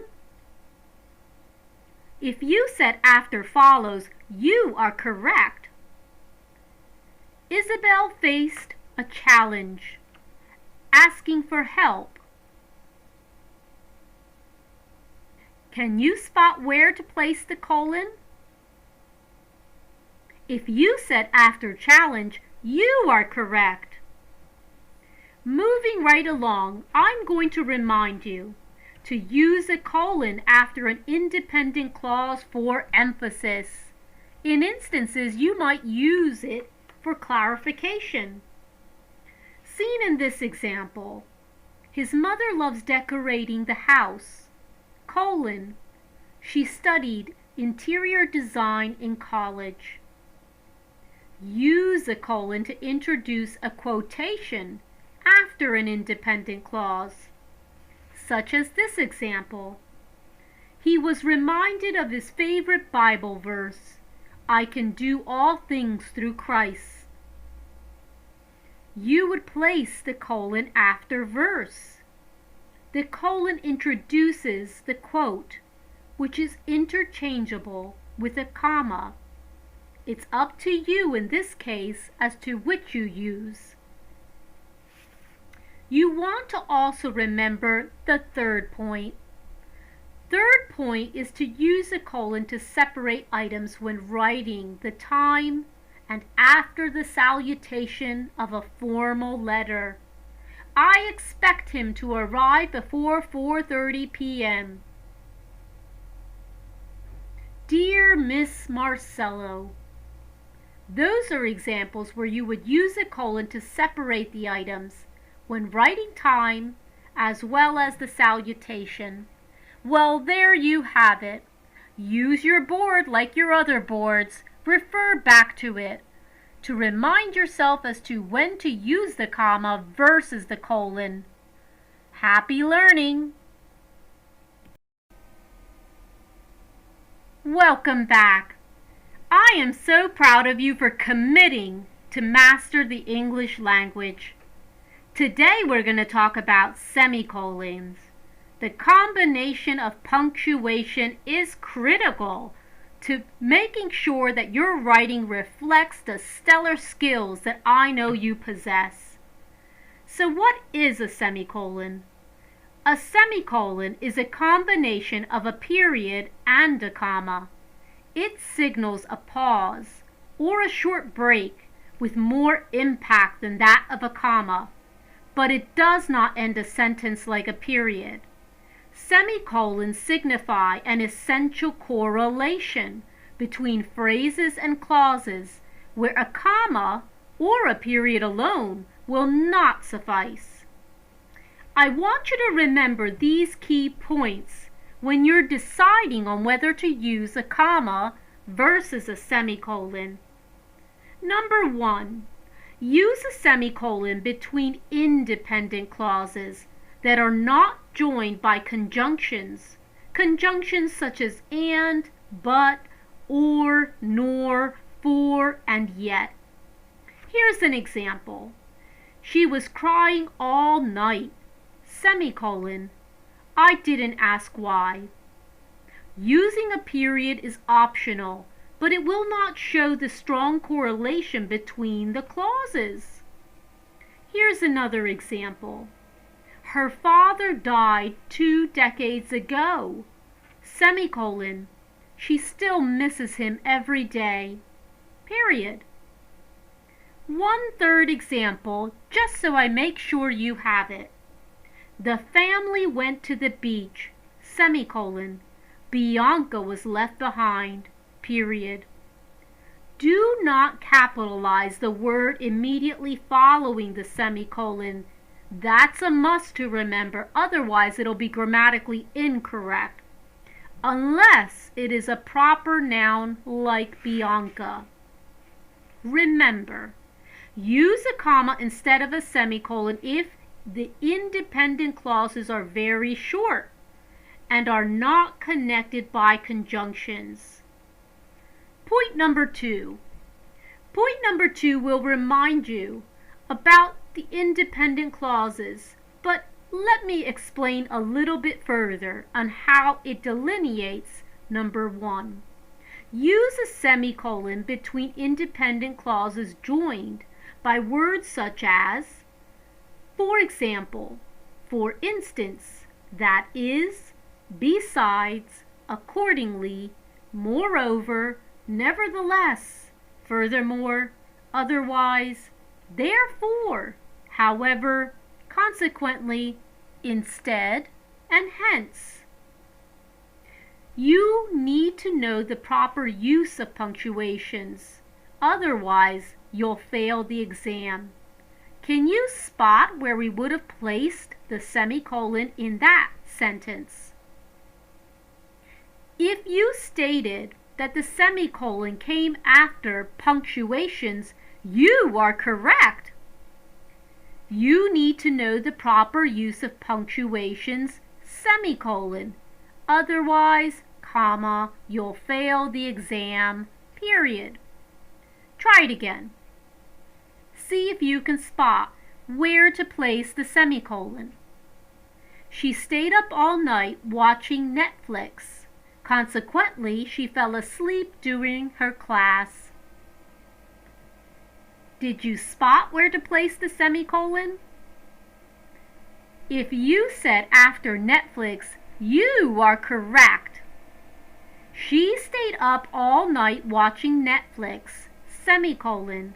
Consequently, comma, she fell asleep during her class. I am proud of the work that you're doing. Let's go to point number 3, which will help you. Use a semicolon to separate phrases or clauses that already have commas. Let's see if you know where to place it. A beautiful brown-eyed woman enters the small, unkept room, and the noisy, impatient students await. Did you spot where to place the semicolon? If you said after room, you are correct. A beautiful, comma, brown-eyed woman enters the small, comma, unkept room, semicolon, and the noisy, comma, impatient students await. Let's try it again. See if you know where to place the semicolon. Her hobbies include writing poems, songs, and TV scripts, traveling to far-flung areas, teaching math, English, and literature, and painting landscapes. Well, if you had said to place a semicolon after scripts, correct. If you had also said to place a semicolon after areas, you are correct. And if you had said to place a semicolon after literature, in this example, you would have been correct. But actually, this example brings up a very important point. To avoid confusion, use semicolons to separate a long series of phrases from one or the other. So although it seemed as if there were way too many semicolons, in this example, it actually worked. Keep in mind the 3 points when you go to use your semicolons. Use your board, use it in writing, and practice, practice, practice, both at the sentence level as well as paragraphs and narratives themselves. Happy learning! Welcome back. I am so proud of you for making the commitment to master the English language. Today, we are talking about hyphens. Usually shorter than a dash, a hyphen is a punctuation mark that joins two or more words together. It should not be mistaken with a dash that separates words or phrases or sentences. Hyphens are helpful tools to use when you're writing. Hyphens help clear the meaning of a sentence, such as, she's God-loving. Sounds like an incomplete sentence. Saying she is God who loves. Make it understandable. By inserting a hyphen between God and loving, you then eliminate the ambiguity. The resulting sentence is, she's God-loving.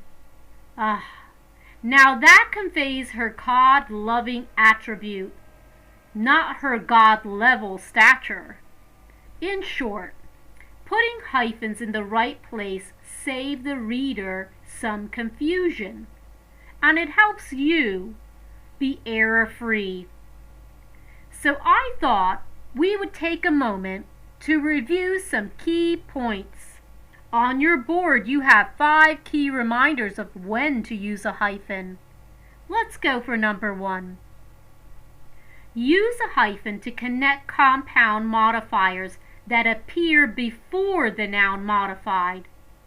Compound modifiers consist of 2 words acting as one adjective.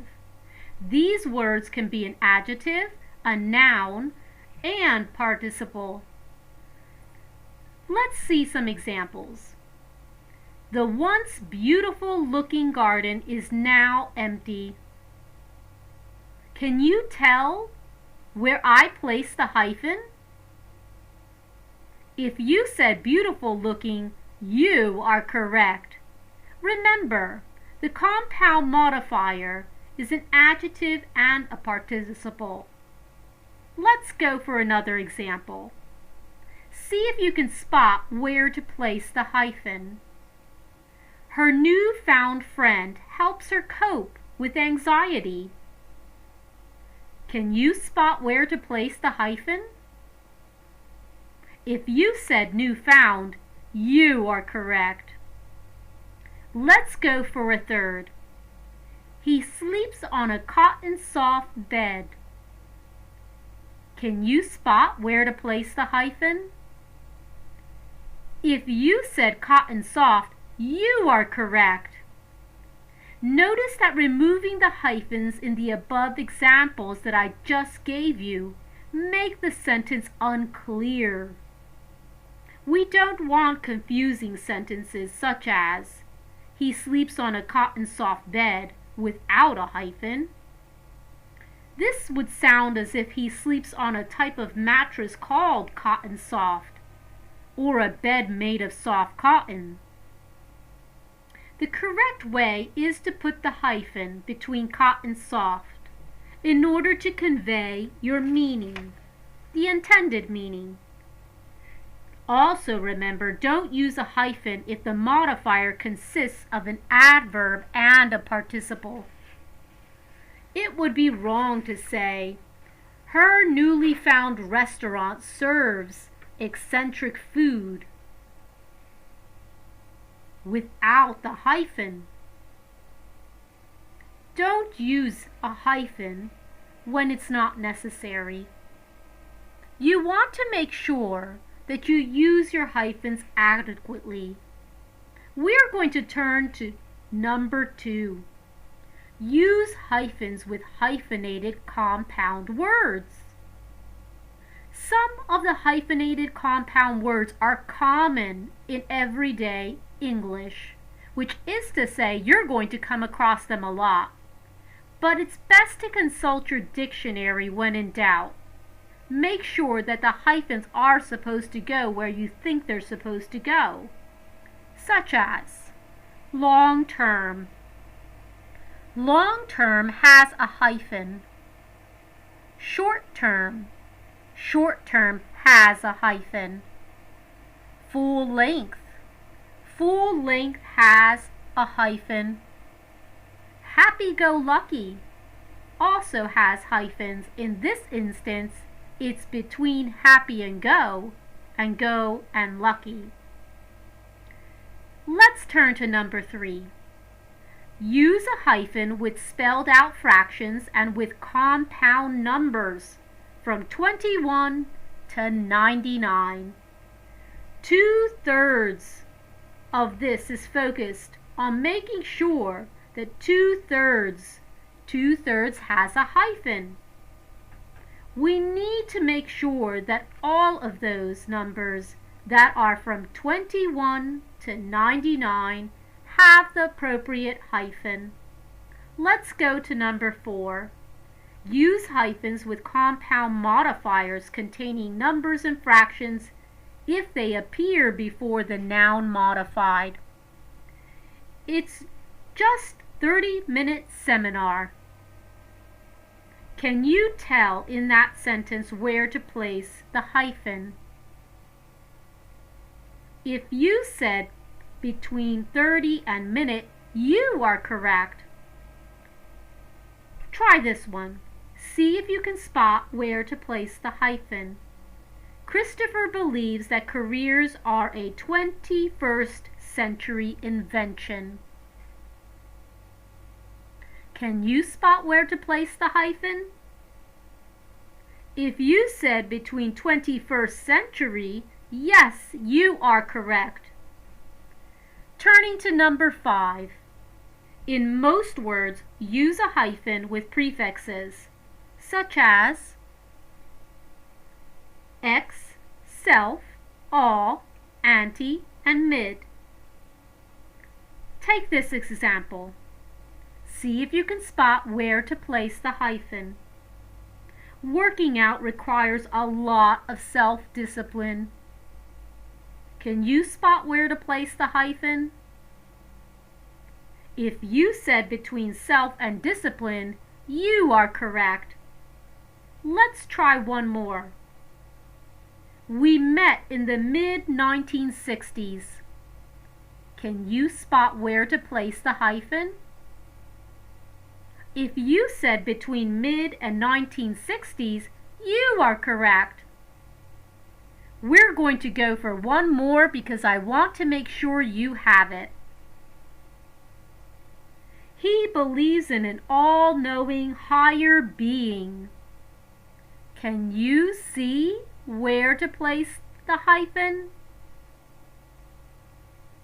If you said between all and knowing, you are correct. So there you have it. Use your board as a key reminder when looking to place hyphens in your writing. And happy learning! Welcome back. I am so proud of you for committing to mastering the English language. Today we're going to talk about personification. Personification is humanizing non-living things. Another type of figurative language that breathes life into one's writing is in fact personification. It attributes human characteristics, emotions, even behavior to animals and inanimate objects of ideas themselves.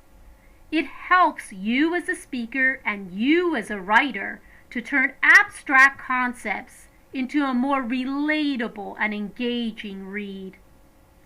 Everyday speech includes personification. Use personification to your advantage. Be creative to get your point across. Here's some examples. Darkness is an old friend he can't let go. The waves never get tired of kissing the shore.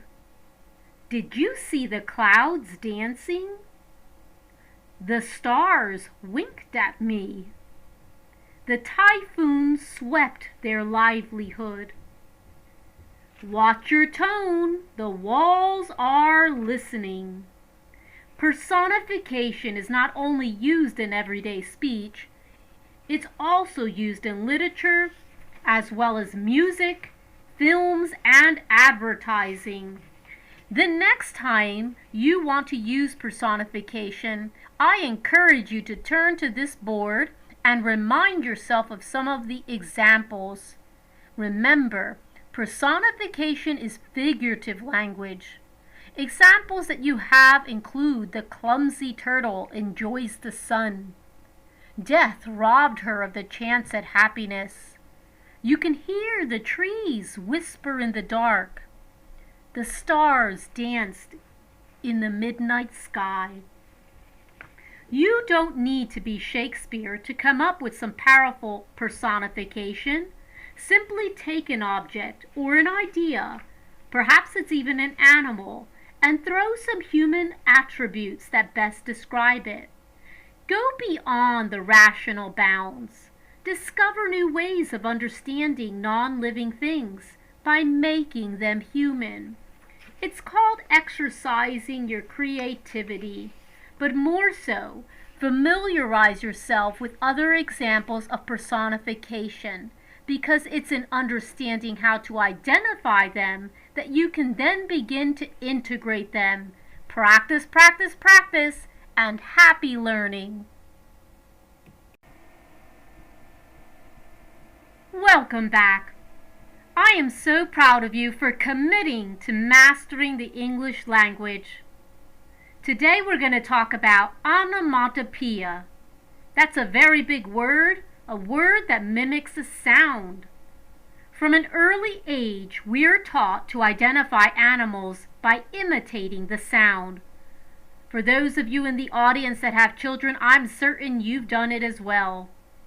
For example, cats go meow, dogs go woof, moo for cows, and so on.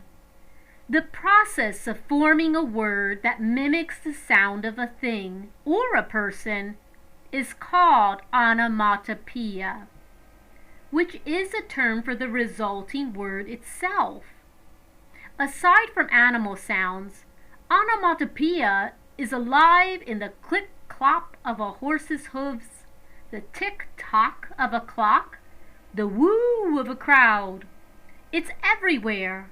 It can also be seen in the buzzing of a bee, the humming of a word, the smashing of a car, the creaking of a window. Onomatopoeia is in everyday speech. You probably have used it yourself, perhaps without even knowing it. It's a constant in our everyday conversation. Recall a word that perhaps you used that echoed the actual meaning itself, and notice how it intensifies the story. Onomatopoeia carries vividness. It carries energy. Here are a few examples of everyday speech. Let's join the people's clamor for the individual's resignation. She was humming while crossing the road and bam! A glorious truck hit her. Peace comes with the crashing waves, the whispering of wind, and the rustling of trees. Onomatopoeia goes beyond the everyday language. It is tied to our use of literature. It is tied to our poetry. It's even tied to our pop culture in terms of pow, wham, bam, whiz. Those are examples of onomatopoeia. And what you have in front of you is a board. Turn to this board whenever you want to consider some of the examples, such as the crashing of waves, the whopping of success, and the sizzle, sizzle, sizzle of a snack. Use the onomatopoeia to your advantage. It carries the energy and the excitement you need to not only entrance your listeners, but to excite yourself. Welcome back. I'm so proud of you for committing to mastering the English language. Today we're going to talk about who versus whom. What's the difference? Understanding the difference between who versus whom can quite honestly be confusing. Both words are pronouns, but they serve different functions in a sentence. Who is used as a subject, such as, who ate the cake? On the flip side, whom serves as an object of a verb or a preposition. To whom did you give the letter? Here are some examples of the way that we use who versus whom. Who opened the windows? In this sentence, who is the subject or the doer of the action? She's the teacher who flunked the whole class. In this sentence, who identifies the subject she? Whom did you see? Whom is the object of the verb see? For whom are all these gifts? Whom is the object of the preposition and the proposition for? Keep in mind that choosing between who and whom is a real head-scratcher, honestly. However, if you try to identify them ahead of time, it'll be much easier to implement them in your everyday speech. On the board, you have an example of how to use who, which is a subject pronoun, and whom, which is a subject pronoun. Remember that who and whom are relative pronouns that relate or add detail to a word in a sentence. They do that by introducing subordinate clauses. The other relative pronouns are that, whose, which, where, and when. For example, here are some sentences with who, whom, subordinate clauses. Jane was the only student who passed the exam. Who relates to the subject Jane. Don't marry a guy whom you just met. Whom relates to the guy, the object of the verb marry. When you can't decide which to use in a subordinate clause, apply some thought. Think about it. In the sentence, Jane was the only student who passed the exam. Who is the correct because of the fact that the rewording of the subordinate clause and replacing it with she makes perfect sense. She who passed the exam.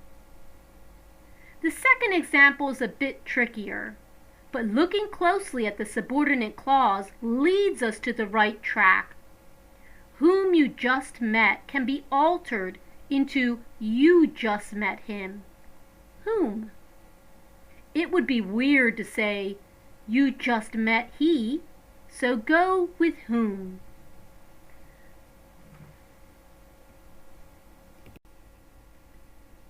Welcome back.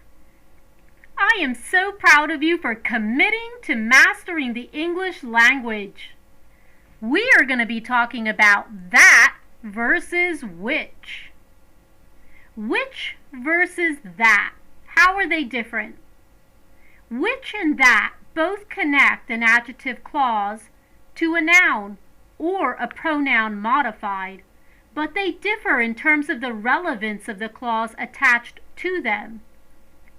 For example, clauses can be defined in two ways: restrictive, which is essential, and non-restrictive, which is not essential. A restrictive clause contains information that is essential to the meaning of the sentence itself. Thus, omitting it will sacrifice the thought of the sentence. That's something that we don't want. That is used to introduce a restrictive clause. Here's your example sentence. The indie film that won 3 international awards starred Maliver. Here you can infer that there were many indie films starring. the individual. But there's only one that won the award. Removing the restrictive clause will leave us a different meaning. The second kind of clause is what we referred as non-restrictive. Non-restrictive clauses add extra information, but they are not vital to the meaning of the sentence itself. You can remove them without losing your message, which introduces non-restrictive clauses, and they are usually framed by commas. For example, our trip to Japan, comma, which we scheduled in June, comma, was canceled because of the pandemic. Ugh. Here, the restrictive clause only supplies additional information about the Japan trip. There's only one trip being referred to, so even if you remove the clause, the meaning won't change. Our trip to Japan was canceled because of the pandemic. Remember, most of the times that and which also appear at the end of a sentence, but rarely are they ever used at the beginning of the sentence. Which versus that examples. I want to give you a few more, so I want you to listen closely. Here, the restrictive clause is factually wrong. So listen closely to see if you can actually spot the mistake. Mars, comma, which is the fourth planet from the Sun, comma, is half the size of the Earth. Can you spot the mistake? The non-restrictive clause provides an interesting fact about Mars, but it isn't crucial to the sentence. The sentence Mars is half the size of the Earth still gets the message across. I want you to consider practicing that versus which. Use the board in front of you to help guide you in your introductions.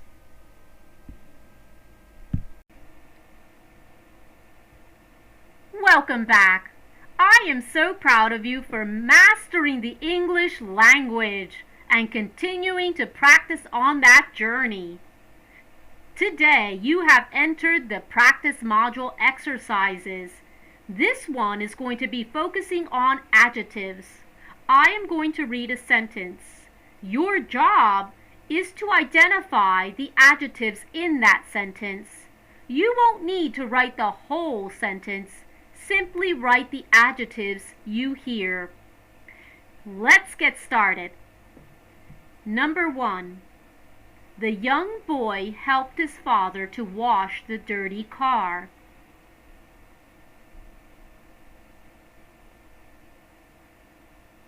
Number 2. The pretty girl twirled in her new dress. Number 3. The clean windows shone brightly in the sunlight. Number 4. Mary put on her blue dress.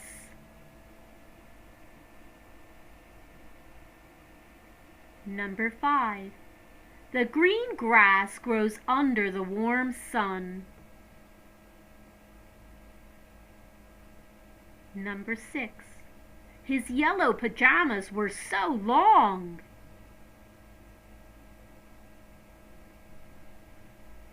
Number 7. The fluffy pillows covered his small bed.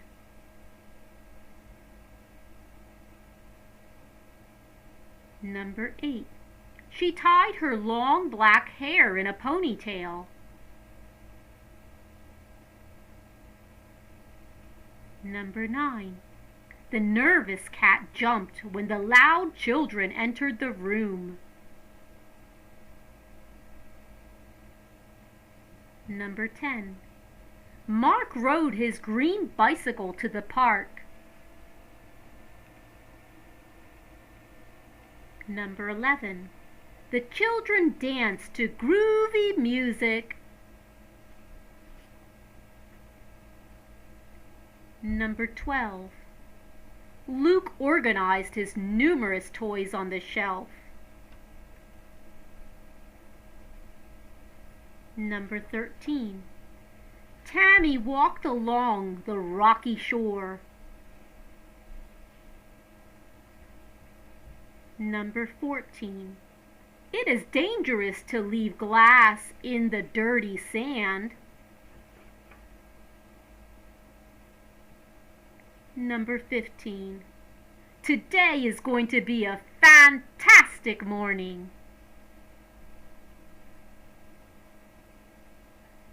Congratulations for completing this exercise.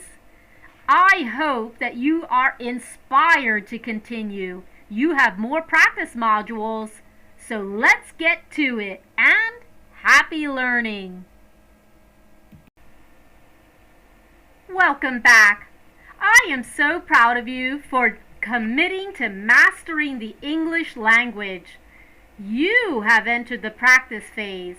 In this module, your job is to identify adverbs.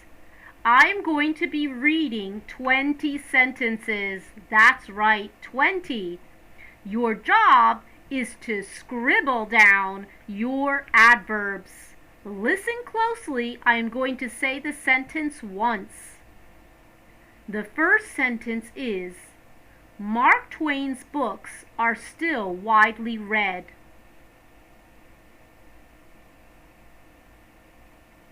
Number 2. By 6 o'clock, the ground was completely covered with snow. Number 3. Always work extremely hard. Number 4. Mr. Jones left his laundry outside in the rain.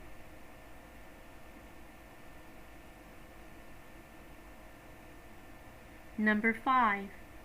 Susan arrived too late for the party. Number 6.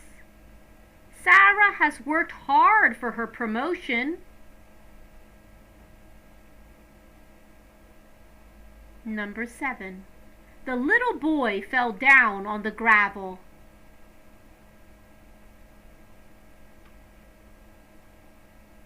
Number 8. Tearfully, the old man put away his treasures.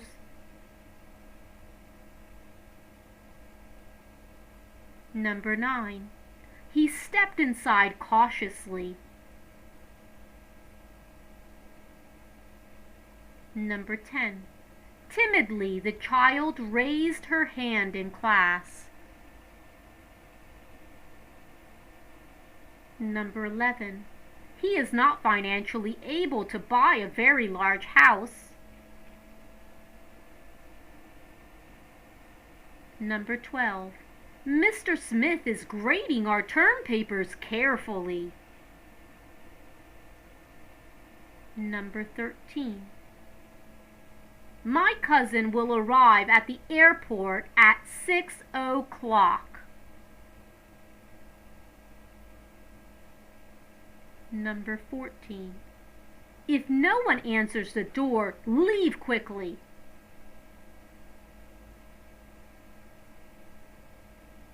Number 15. Mrs. Brown gazed sadly out the window. Number 16. Sit down quickly before the class begins.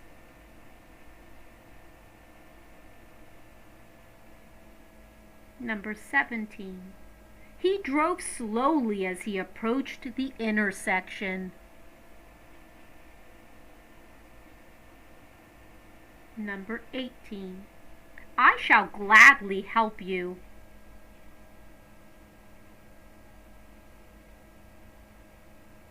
Number 19.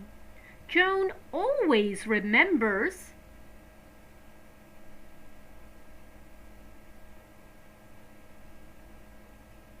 Number 20. Sarah secretly longed to be a hero. And there you have it. Congratulations on completing this exercise on adverbs. I'm encouraging you to practice. Happy learning. Welcome back. I am so proud of you for mastering the English language. In this journey to mastery, you are participating now in practice exercises. This module will focus on exercising subject-verb agreements. I am going to read a sentence. The sentence will give you an option of 2 verbs to choose. Your job is to identify the correct verb for the sentence being given. Grab a piece of paper and a pencil. Make sure to write your answer. I will be moving on to the next one. You can then take an opportunity at the end of this module to replay the items. Let's get started. Number 1. The rhythm of the pounding waves is or are calming.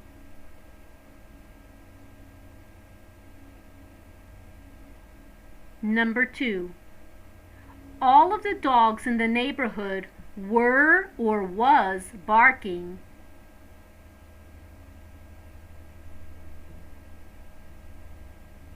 Number 3. A high task, not to mention unemployment, influence or influences votes.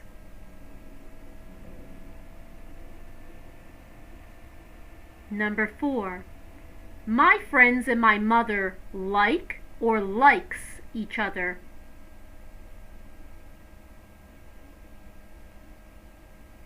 Number 5. The team and the band was or were on the field.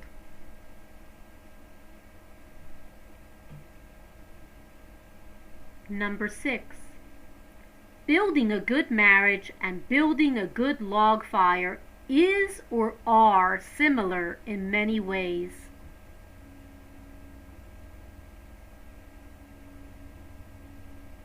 Number 7. John or Doris write or writes to us regularly.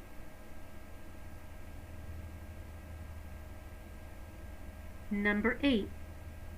Neither Carol nor Ted is or are excluded from the meeting.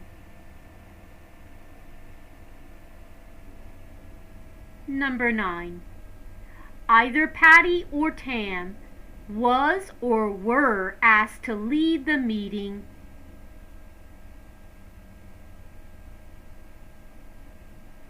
Number 10. Neither the basket nor the apples was or were expensive.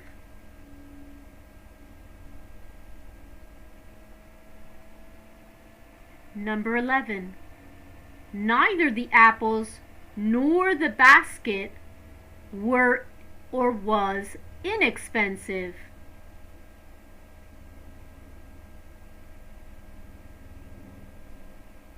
Number 12. Either Maria or you was or were late for class.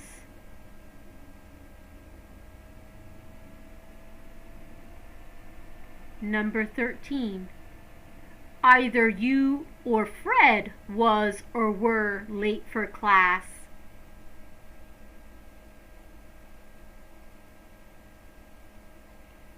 Number 14. Hardest hit by the high temperatures and the drought was or were the farmers.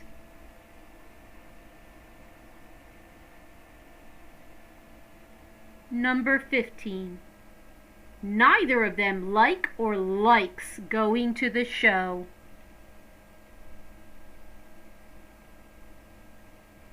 Congratulations on completing the subject-verb practice assignment. I encourage you to continue to practice the subject-verb agreements and, most importantly, revisit this module, listen to the questions asked, and revise your answers accordingly. Happy learning!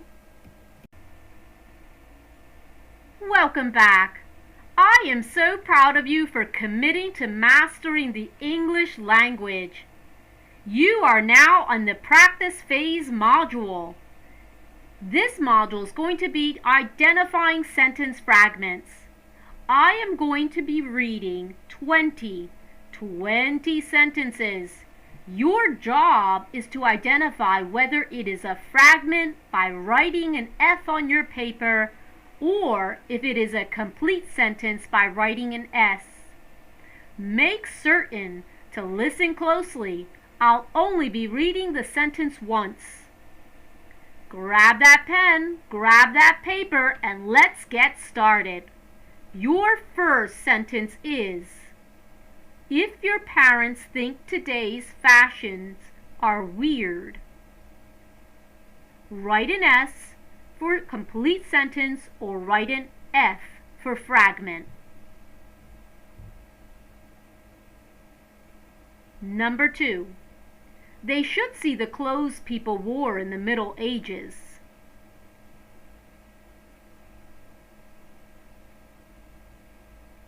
Number 3. Patterns of floral or geometric shapes are popular.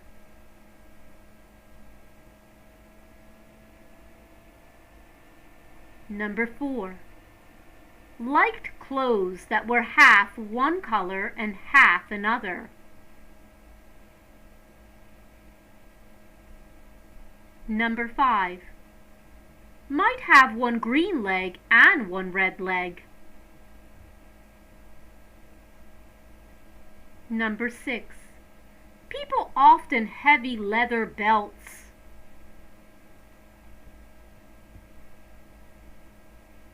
Number 7.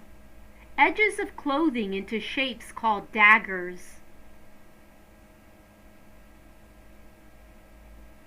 Number 8. Sleeves with streamers that were 2 or 3 feet long. Number 9. Shoes had long toes that were padded to retain their shape. Number 10. Tights of velvet or silk. Number 11. When clothes were edged and lined in fur. Number 12. Layers were very common in the Middle Ages. Number 13.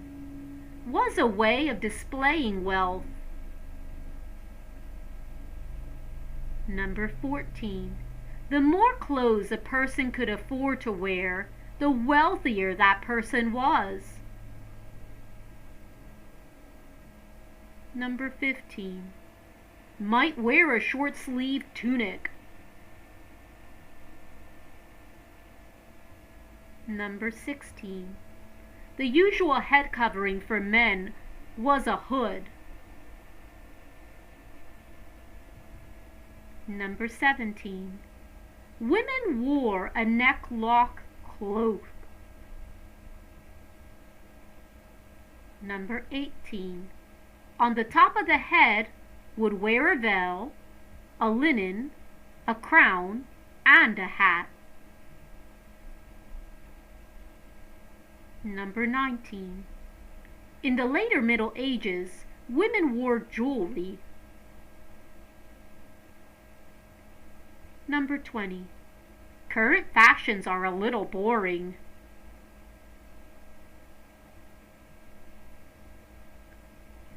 Congratulations on completing the Identifying Sentence Fragments module. I am so proud of you. Keep working at it and happy learning. Welcome back. I am so proud of you for committing to mastering the English language. Congratulations on having entered the practice modules. In this module, we are going to be testing your knowledge on comparatives and superlatives of adjectives. I am going to give you a word. Your job is to turn that word into the comparative form and then into the superlative form. Grab that paper and let's get started. Your first word is tall.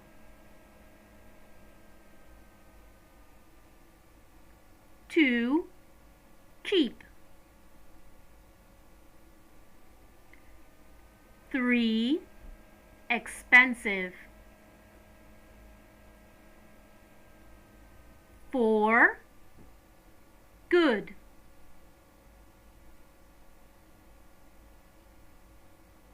5, lazy.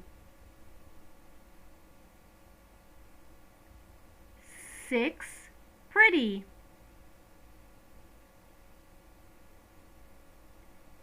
7, beautiful. 8, difficult. 9, boring.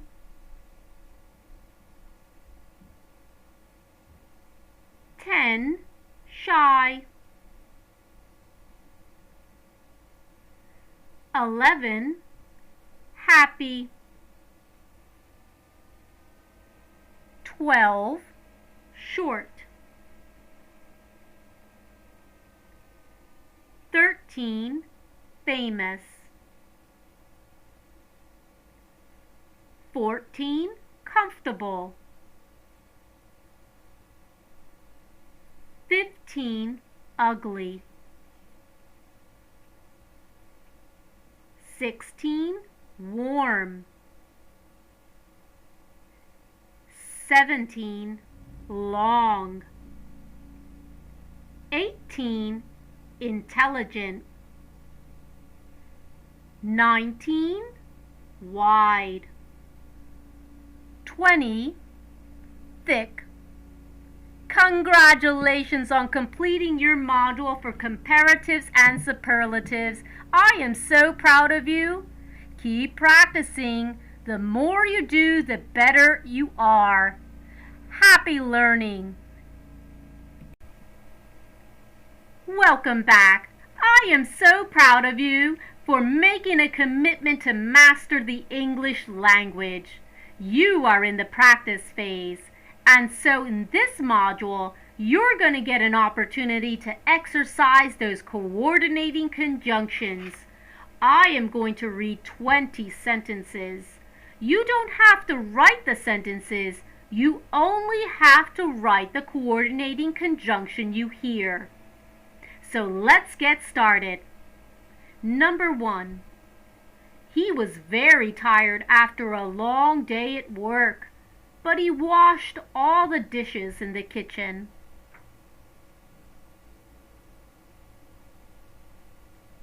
Number 2.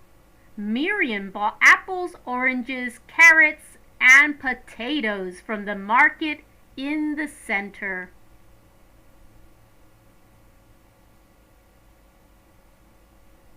Number 3. Mr. Robertson should stop smoking cigarettes immediately or he will get seriously ill.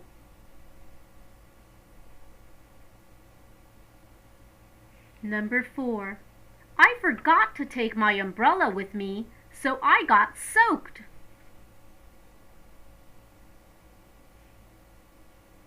Number 5. Benjamin could get the job easily, for he was the only applicant. Number 6. He could neither have something to eat nor have something to drink.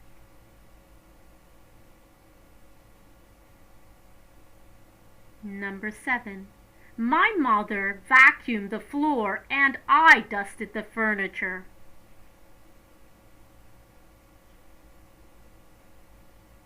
Number 8. Our math teacher gave us a scolding for being late.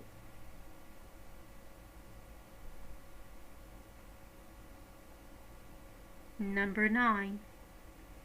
I didn't have enough money to buy the laptop, so I borrowed some money from my friend.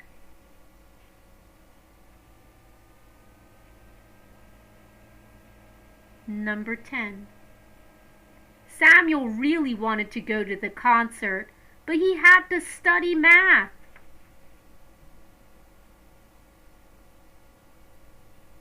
Number 11.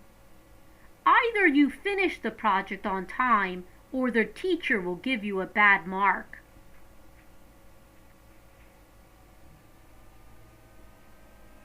Number 12. James neither knew his telephone number nor his home address. Number 13. Mrs. Cunningham had enough money to buy the car, but she couldn't decide which one to choose. Number 14. The students decided not to go out on break, for it was snowing heavily. Number 15. The thief went into the house from the kitchen window and got the mobile phone on the table.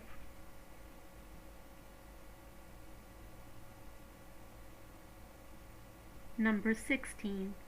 Most shampoos include chemicals in them, so I prefer to buy the natural olive soap.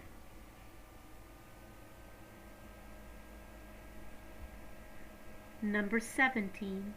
Stop drinking too much Coke and eating a lot of fast food, or you will gain weight.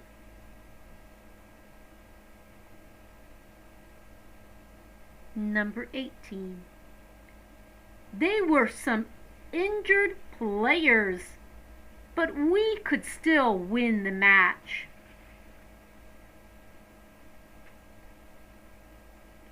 Number 19. Abigail neither took a shower nor brushed her hair.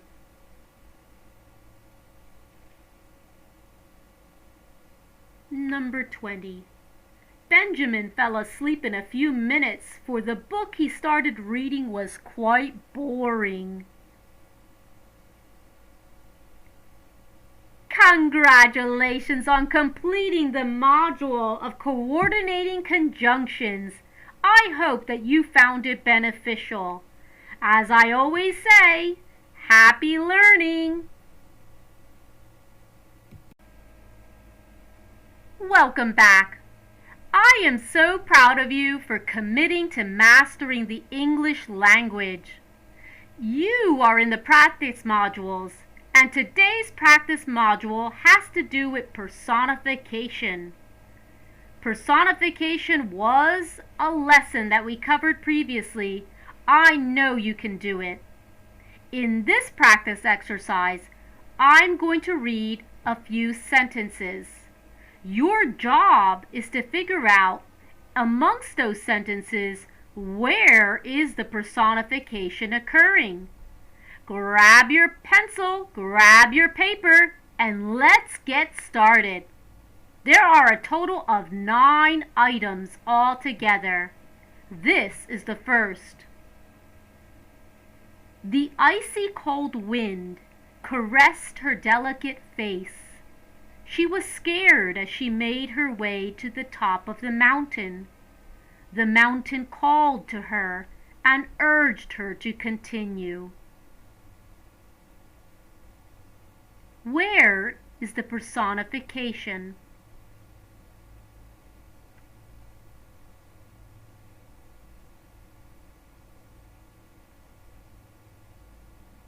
Number 2.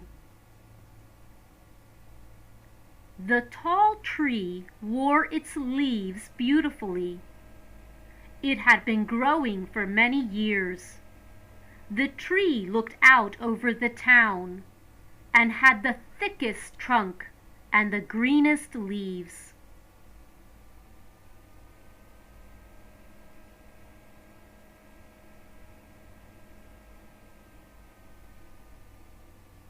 Number 3. Night was coming, and the dark clouds ran across the sky. It was clear that the rain was coming. The sky roared in anger as the rain petted the pavement.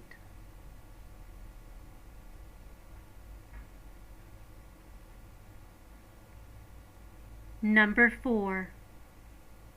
The wind spoke to Amy and showed her the way.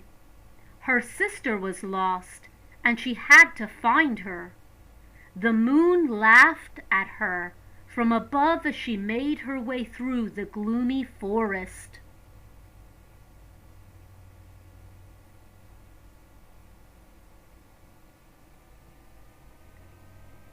Number 5. Her new car wasn't so new. It coughed up smoke every time she started it. "This is hopeless," she muttered to herself. All of a sudden, the car gave a loud scream and then turned off. "I give up," she said.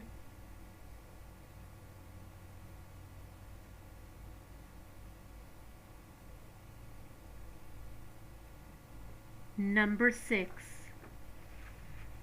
The flowers bowed to her as she skipped home.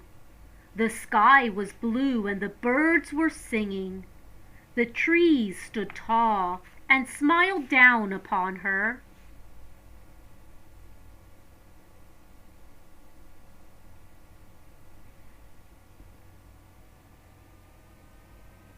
Number 7. Jack ran for his life.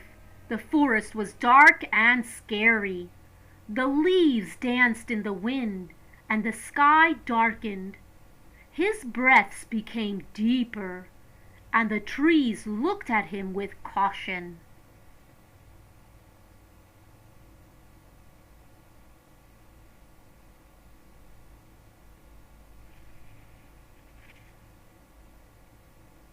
Number 8. Sally loved reading. She went to the library every day and watched the books run off the shelves.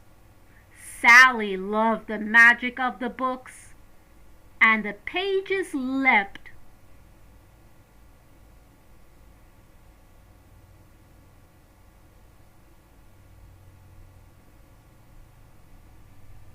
Number 9. Simon ran on the road every day. The road talked to him and made him feel good. He ran at a good pace, and his shoes ate the road so fast. Congratulations on completing your practice module on personification. I am so proud of you for working so hard at mastering the English language. Remember to practice both verbally and in writing. Most importantly, happy learning! Welcome back. I am so proud of you for making the commitment to master the English language. Congratulations also for entering the phase of practicing. Your practice exercise today centers on quotation marks. As a reminder, quotation marks show the exact words that somebody says. It highlights what they said. I'm going to read a sentence. Your job after I read the sentence is to place the quotation mark. I will be pausing for a moment to give you an opportunity to write your answer down. I encourage you to save the piece of paper to make sure that you can go back and reference it. So let's get started. You have 10 items. For number 1, here is your first sentence. Decide where to place the quotation mark. Work quickly. I will be moving to the second. Number 1. Where is the lizard now? Asked Tammy.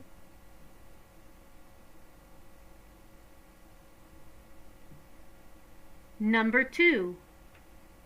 Josie said, "I saw it go behind the file cabinet." Number 3. We'll never find it, whined Sam.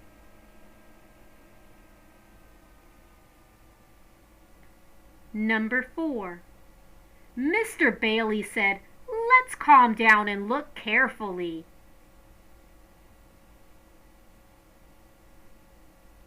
Number 5. "How did it get out anyway?" asked Randy.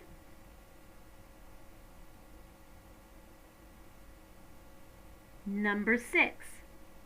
"I don't want it climbing on me," exclaimed Chris. Number 7. "It's more scared of us than we are of it," said Earl.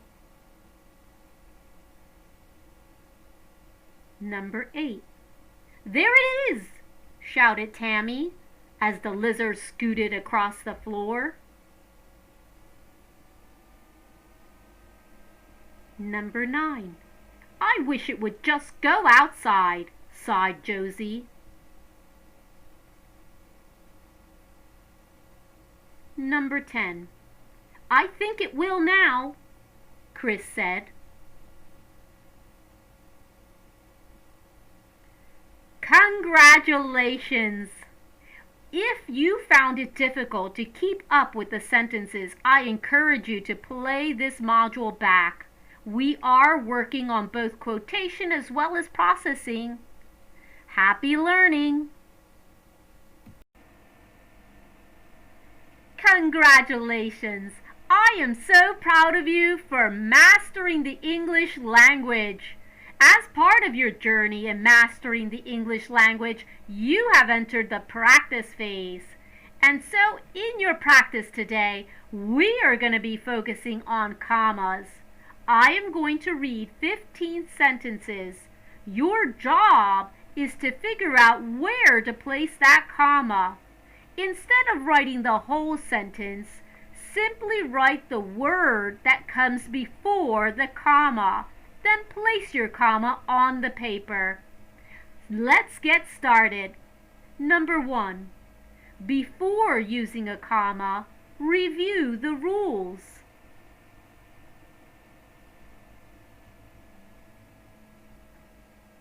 Number 2. If you don't feel well, you should probably go home.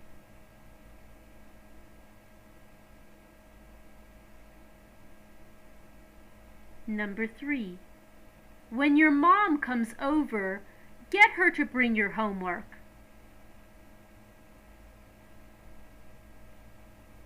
Number 4. Jan said, "What time does the game start?"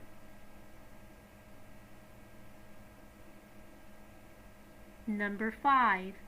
Kate, Kim, Jared, Ian, and Sally made the soccer team. Number 6. I have $1.50. Is that enough to buy an ice cream cone?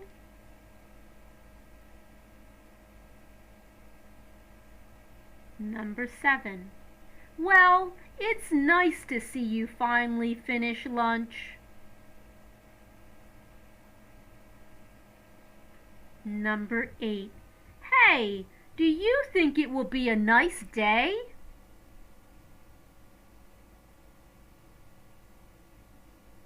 Number 9. When I do my homework, I like to listen to music. Number 10.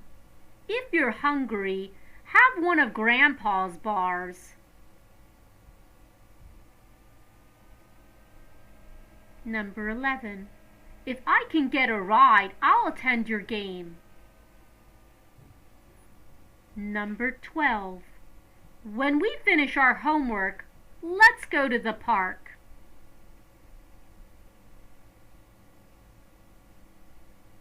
Number 13. My friend Kelly has a brand new bike.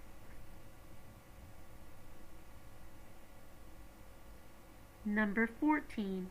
I like dogs, cats, guinea pigs, and horses.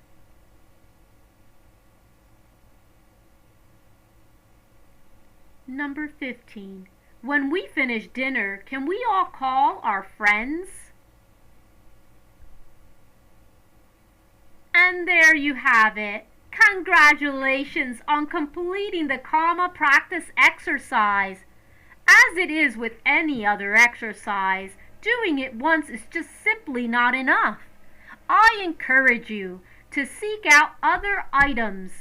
Find those exercises not only on commas, but the other modules that you've been practicing. Write your answers, verbalize your answers. Most importantly, keep dedicating the time to continue to solidify your mastery. You are doing great. I am proud of you. Happy learning! Welcome back. I am so proud of you for mastering the English language and continuing to practice on that journey.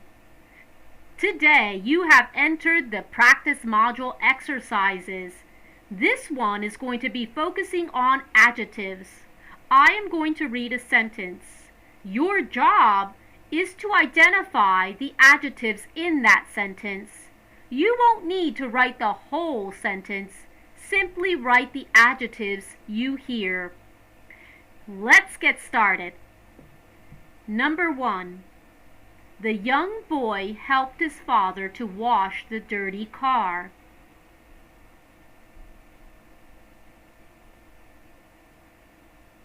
Number 2. The pretty girl twirled in her new dress. Number 3. The clean windows shone brightly in the sunlight. Number 4. Mary put on her blue dress. Number 5. The green grass grows under the warm sun. Number 6. His yellow pajamas were so long.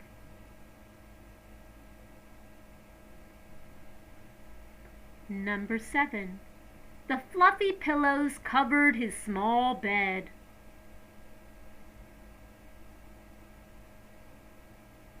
Number 8. She tied her long black hair in a ponytail. Number 9. The nervous cat jumped when the loud children entered the room. Number 10. Mark rode his green bicycle to the park. Number 11. The children danced to groovy music. Number 12. Luke organized his numerous toys on the shelf. Number 13. Tammy walked along the rocky shore. Number 14. It is dangerous to leave glass in the dirty sand. Number 15. Today is going to be a fantastic morning.